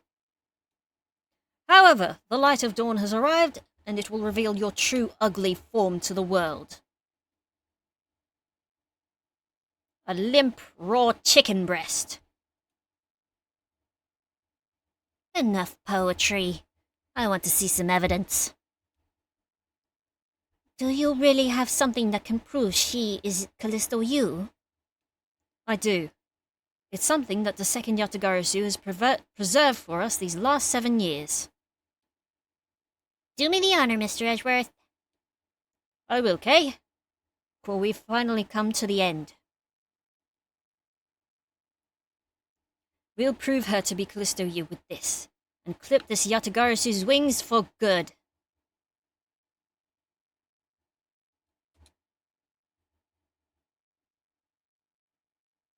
This perfume. This will prove you to be Callisto U. It will. Kay's preserved it perfectly for us. Surely you remember this bottle? This belonged to Miss Yu just before she disappeared 7 years ago. Naturally, this means that a few of her fingerprints are on here as well. This is that bottle of perfume you spilled, which I've preserved ever since. I'm just repeating the thing that Mr. Edgeworth said. I heard from my father, Bern Faraday, that if stored under the right conditions, a fingerprint can be preserved for decades. Which means that your fingerprints are still on here. Every last one.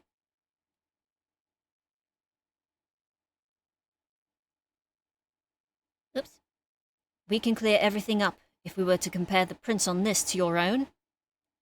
Now come, Agent Sheena, will you submit yourself to a fingerprint test?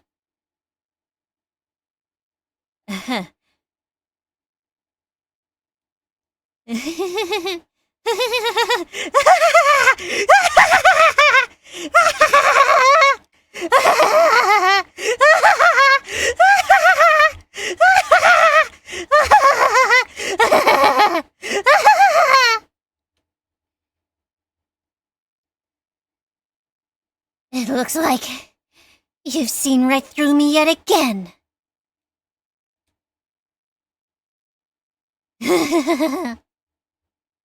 You're sending the biggest chill down my spine, Edgeworth.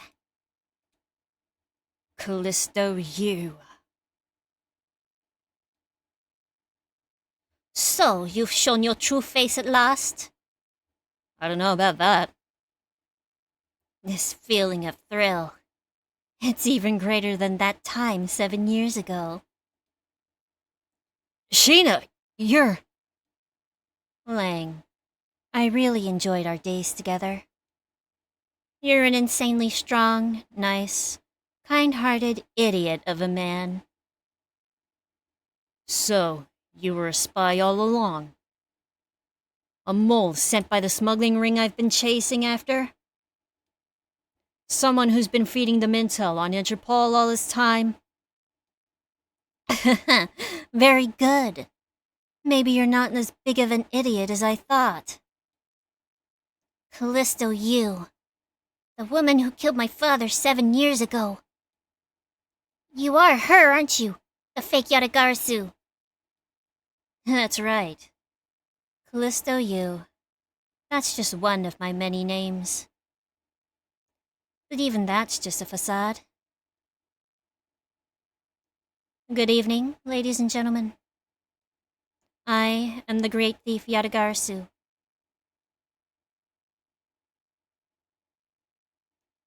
Callisto U. This time you won't escape, for this is the end of the road for you. Now come along quietly. You know, you're the one who left the strongest impression on me, Kay Faraday. And had you not used the Yatagarasu's gadgets, I might have never known who you were. But here you are, being a thorn in my side, just like your father always was. Huh? Kay, don't! You! I'll never forgive you for what you did to my father. You really are just like him. Mr. Faraday, too, possessed such laughable honesty. Kay! Kay! You let Kay go right now, pal! You despicable! Let go of me, you filthy... Yeah! You think I'm a fake, don't you? Well, unfortunately for you, I am the real Yatagarasu. But that's impossible! My father was the one who created Little Thief! Hey, Edgeworth. The Yatagarasu has 3 legs. Do you know why that is? Why it has 3 legs? There are 3 main reasons why the Yatagarasu will always be 1 step ahead. First, the Yatagarasu always knows the exact location of the target object. Second, the Yatagarasu always knows exactly how to disarm the security system. No, it can't be. Did you finally figure it out? Do you finally know the real identity of the Yatagarasu? The real identity of the Yatagarasu is neither one. The real identity of the Yatagarasu is neither Bern Faraday nor Callisto Yu. But by the same token, they are also both the real Yatagarasu. How very perceptive of you. No way! The single person known as the Great Thief Yatagarasu never existed. Mr. Edgeworth! No! I refuse to believe this! The Yatagarasu is known to have 3 special skills. Skill number 1. The Yatagarasu always knows the exact location of the target object. And a lawyer would have the opportunity to learn the layout of client operations. Skill number 2.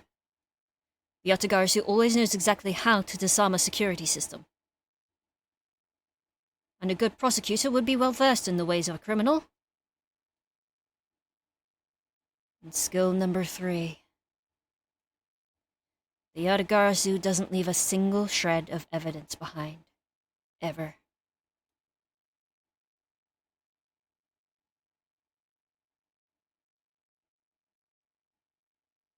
Detective Bat! It was only natural for the Yatagarasu to never leave evidence behind. Because the lead detective on the case hid it all away. You're the 3rd member of the Yatagarasu! You. I've been looking for you for a long time. 7 long years, but I finally got you.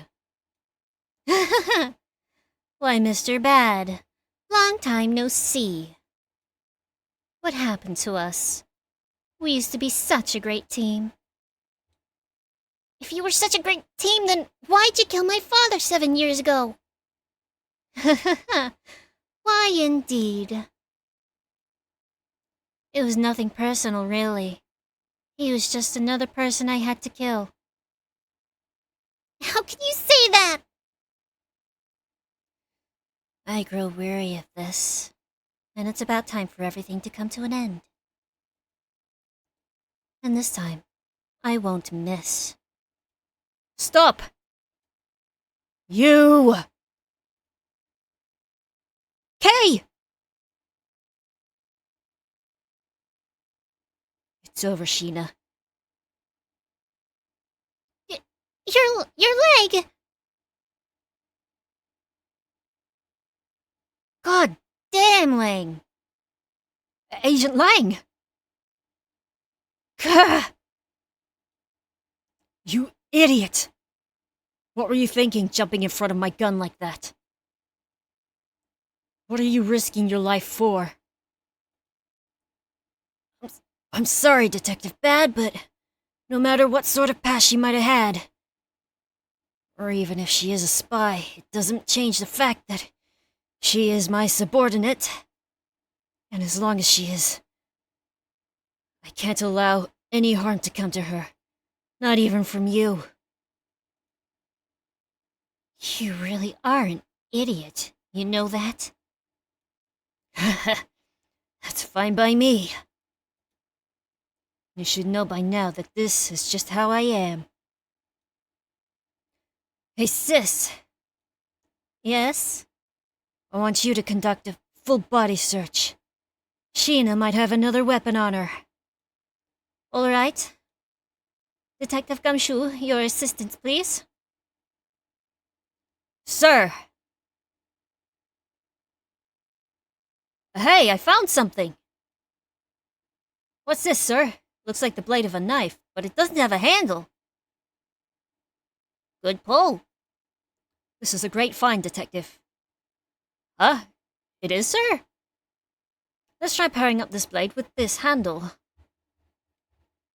Right here. I believe this blade actually belongs with the handle that was on the murder weapon.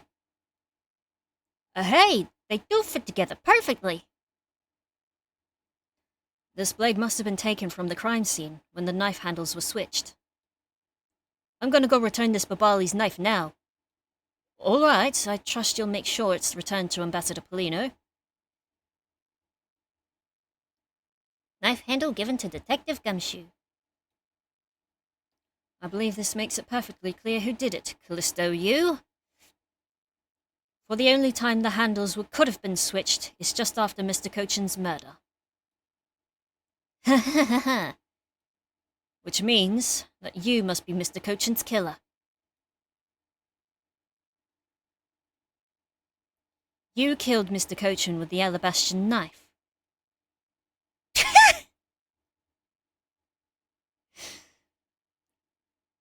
I know this is a serious scene, but that was too silly. Switch the handles and then took the original blade of the Babali's knife with you.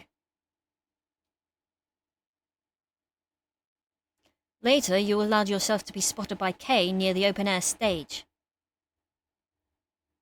You used the fireplace to lose her, then you went back to accuse her of the murder.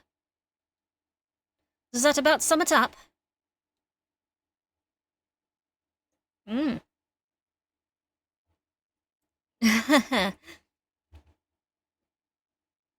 You craft an engaging tale, Edgeworth. But there are two problems with it. Problems? In what respect? What do you think my real reason was in allowing her to chase after me?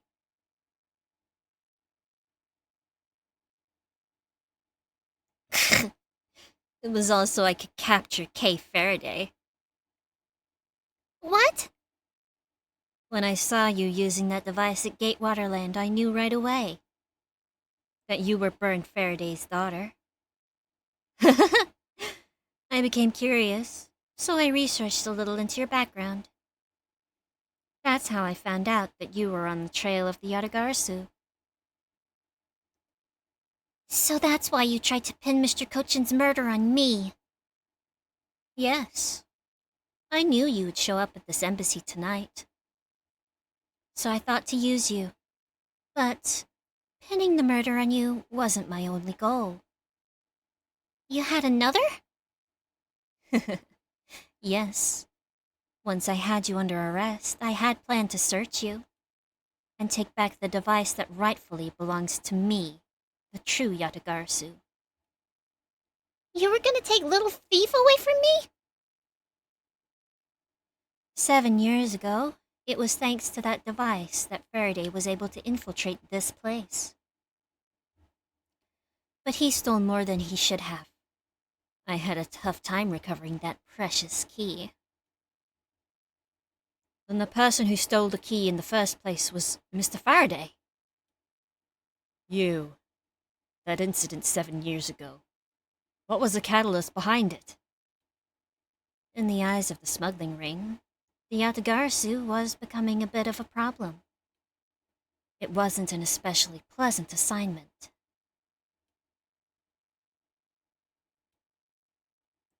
Then why? Why did you become a member of the Yatagarasu? Why? There's no why. I was destined to betray everyone from the very beginning. From the beginning? What's that supposed to mean? The person I take orders from hasn't changed, even now to this day. Does this mean that the leader of the smuggling ring wasn't Mr. Cochin? Clearly not. Then, the real ringleader's still out there pulling the strings. Are you done asking what you need to know? Because if so, we should probably get going. And you're gonna tell me everything you did tonight. Do you understand, Sheena? I guess I should tell you then that I was the one who set the Babali's embassy on fire. And why did you do that? I suppose it was to destroy all evidence of the counterfeit bills.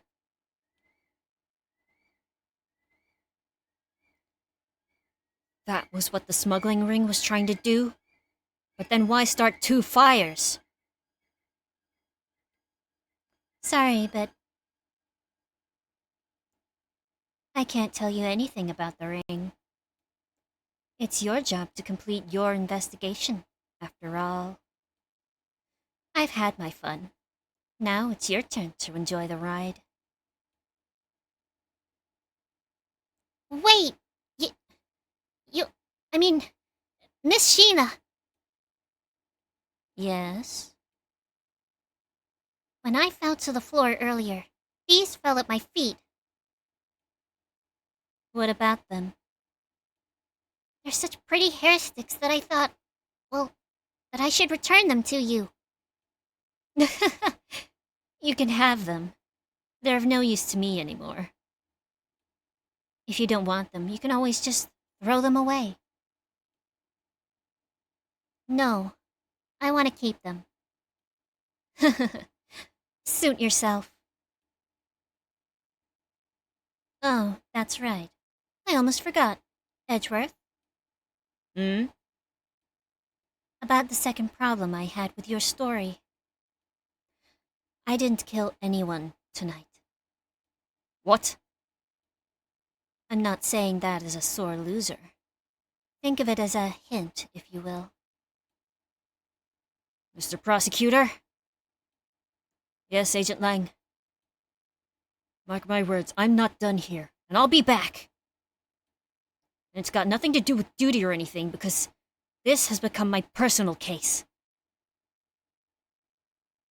At the very least, get your bullet hole sewn up, my dude. I may have been shot, but I'll show you just how dangerous a wounded wolf can be. Weaker than a kitten? His anger appears to have negated the sensation of pain in his injured leg. Either that or he's really grinning and bearing it. Oh, look at him. He's limping, too.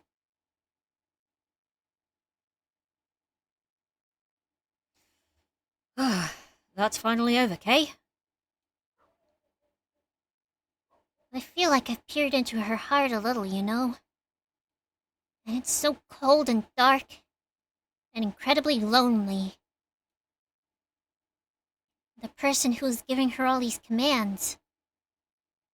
The one who thought my father was a problem to be removed. Oops.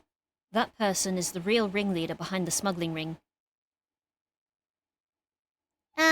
Mr. Edgeworth, I have a favor to ask. Can you hold on to these hair sticks for me? They are really pretty. Just like the ones they were selling for the Gem and Ninja show. But until this case is over, I don't think I can look at them without being overcome.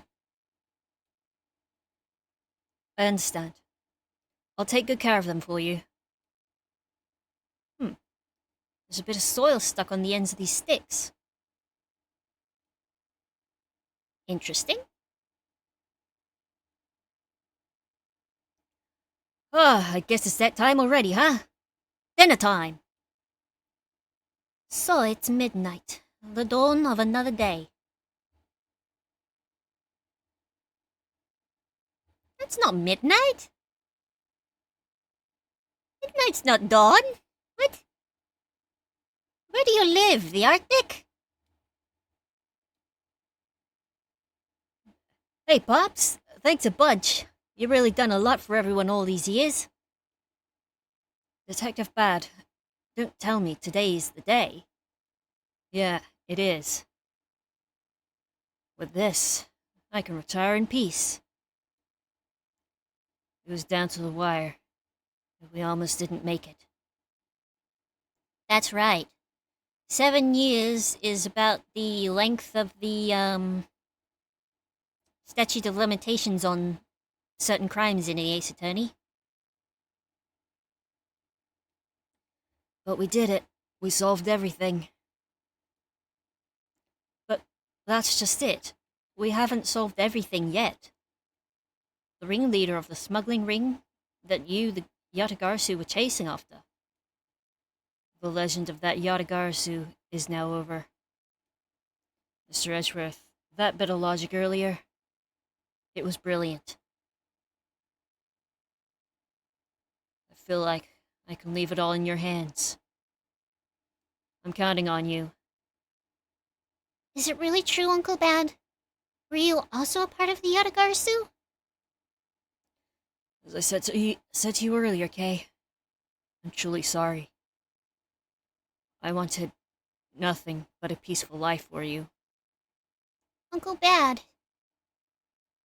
Hey, don't take it so seriously. It's all just one big joke, right? Say less, Gumshoe. Unfortunately, it isn't. Oh, come on, sir. She's just yanking on my chain, isn't she, Mr. Edgeworth? Detective Bad. Wait. No. You are no longer a detective. Mr. Bad. I'd like to ask you about the Yatagarasu. Oh, not you too, Mr. Edgeworth. Mr. Edgeworth, here. I should give these back to you. Ugh. These are the pages from my KG8 case files that the Yatagarasu stole from my office. Wait, what? Mr. Edgeworth, I must apologize for last night.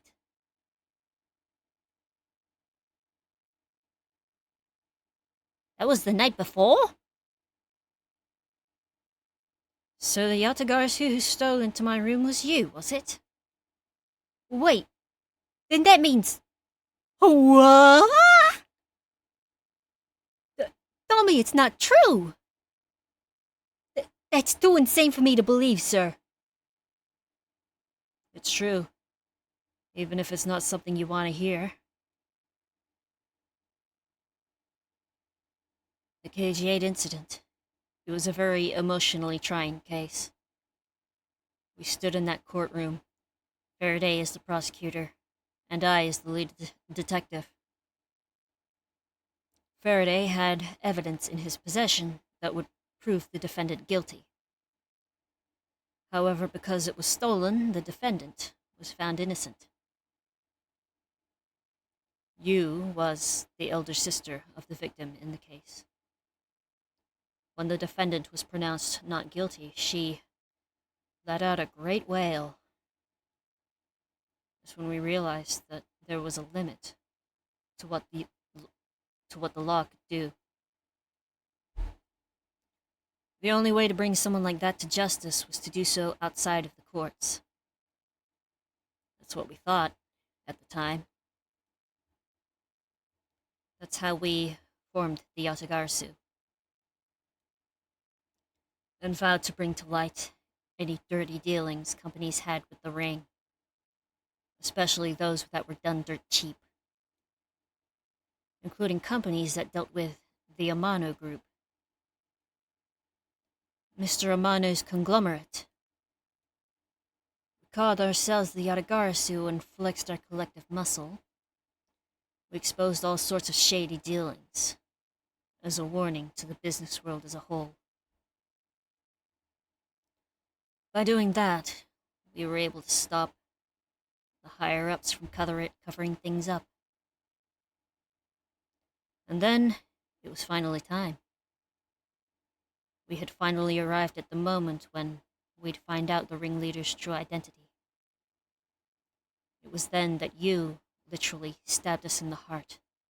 And Faraday, he died for it. But why? Wasn't she the sister of the victim in the KG-8 incident? After Faraday's death, I looked into her past. And that's when I found out that she was a phony. The victim of the KG-8 incident, CCU, she never had a sister. What? Then that means Sheena wasn't the only fake name she used. Callisto U was also another pseudonym. From the very beginning, that woman was a spy sent by the smuggling ring. She said it herself. I was destined to betray everyone from the very beginning. Anyway, let's return to the real topic at hand. Mr. Edgeworth, this trump card that we stuck onto this page of the case file. Please use it wisely. Trump card? That photo we stuck on there. Try peeling it off. Behind it slumbers a piece of evidence that Faraday hid away all those years ago. It's the mark of the Yatagarasu. But why? This is a directives card from the big boss. Take a look at the back. This was something Cochin had on him at the time of the KG-8 incident 10 years ago. That blood is from the victim of the incident, Miss CCU. But why is the card adorned with the mark of the Yatagarasu? The reason why we called ourselves the Yatagarasu was because of the three-legged raven mark that the smuggling ring's boss used. Oh. Apparently, orders from the boss would come on these cards without fail. Oh. The person who received the order was supposed to burn it immediately after reading it. Apparently, it burns a bright green flame when set ablaze. So you mean the cards were written in Babali's ink? The fact that the card that Cochin was sent made it into Faraday's hand at all is nothing short of a miracle. We decided that whenever we stole anything, we would send a card along with it to the police. So that's what those white cards are. The great thief that used the mark that only those within the ring would know. It was our message to the ringleader that we were only a few steps behind. And one more thing, Detective Gumshoe. Just one more thing. I'm entrusting this to you. My lollipop.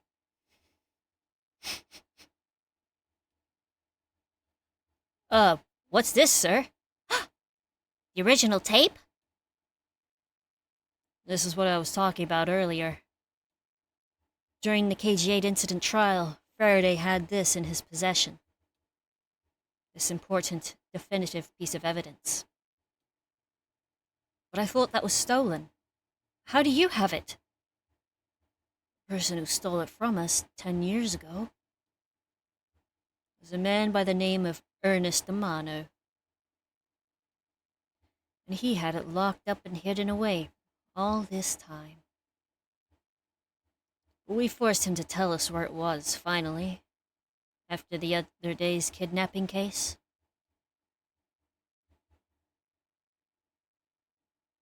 Oh, so it's not the one from 7 years before. This video. Or... what? Don't come any closer, I'm warning you! This is the same video as the one Mr. Portsman was trying to conceal from me. Oh yeah. I forgot about that. Yeah, it would seem that even he was caught up in the ring's web. Amano was preparing to take on the boss someday. And the video was his insurance. That's where that prosecutor comes in. He was to retrieve the video. Which was why we saw him at Gatewater Land. On top of that, he was apparently instructed to sneak into your office and steal the trump card. You saw it for yourself, right? The card that told him to preserve the evidence? Then, that card wasn't the calling card of the Yatagarasu, but rather a directives card from the ringleader to Mr. Portsman. The two pieces together make for a strong weapon for whoever holds them. The evidence Mr. Portsman thought to withhold from me. And the one that you stole from my office last night. Both pieces are illegal, and for me to use either one is... whether you use them or not is up to you. But they will be of help to you when you take on someone who's above the law. Hint! Is the boss one of those who cannot be brought to court that Mr. Faraday spoke of? Detective Bad, there's no limit to the law, for it is the people who determine the limits to them. You still insist that even now? You really are something else. It's true, though. I'll leave the rest in your hands. Now then, Detective Gumshoe, the handcuffs. It's time to lock up the last remaining member of the Yatagarasu. Pops! Don't ever lose your detective spirit. Pops, why is this happening? This ain't justice. Like I always told you, don't get emotionally involved. Now, let's go. Yes, sir.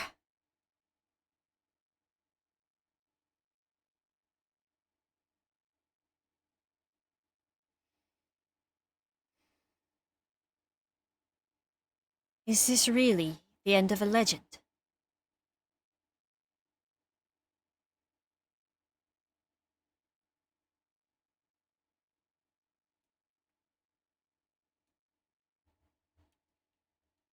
I wish that was the end of the case. Now we've hit letter.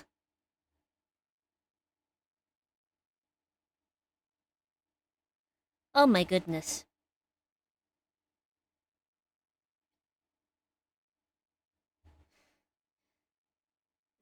That sure was something. Well, that just happened. But no, seriously.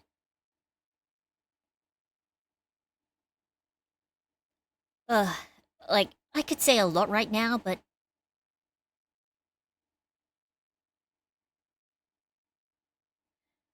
right now, like... I'm just thinking about, like, how many more streams of this it's gonna take before it gets to before I get to the end of the case.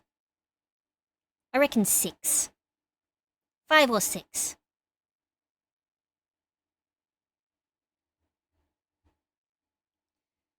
And then, at the end of it all, do we know how many episodes there are? Well, this is Turnabout Ablaze, so it's episode 5. It's the last case of the first Miles Edgeworth game. I'm just talking about how many streams it's going to take me to finish this. Yeah. Because this, yeah. I'm pretty sure I said in the very first part of this that, Turnabout Ablaze, I'm pretty sure, is the, longest case. It has the longest runtime out of all of the, at least out of all the, handheld games. I haven't finished Great Ace Attorney 2. But I do remember the last case of the first Graced Ace Attorney taking a while. Although then again, I was going full bore on that, and I took an all-nighter because I didn't want to take a break. But that's neither here nor there. Next time, we figure out what the heck is on that videotape. And maybe we'll find out who this ringleader is. And by then, it'll be the new year. Yep. 2025. It's so close. It's happening. Yeah, I really did not think I was gonna finish this case just streaming it one day a week. That's okay. We'll see what I do. Let's see what happens in the new year, shall we? Hope you all had a good time. Listen, and I'll see you then in the new year. Goodness gracious, I need to sleep. Yes, and thank you for being in chat. Have a good New Year's and good night, everyone. Take care of yourselves. Bloop, bloop, bloop, bloop, bloop, bloop.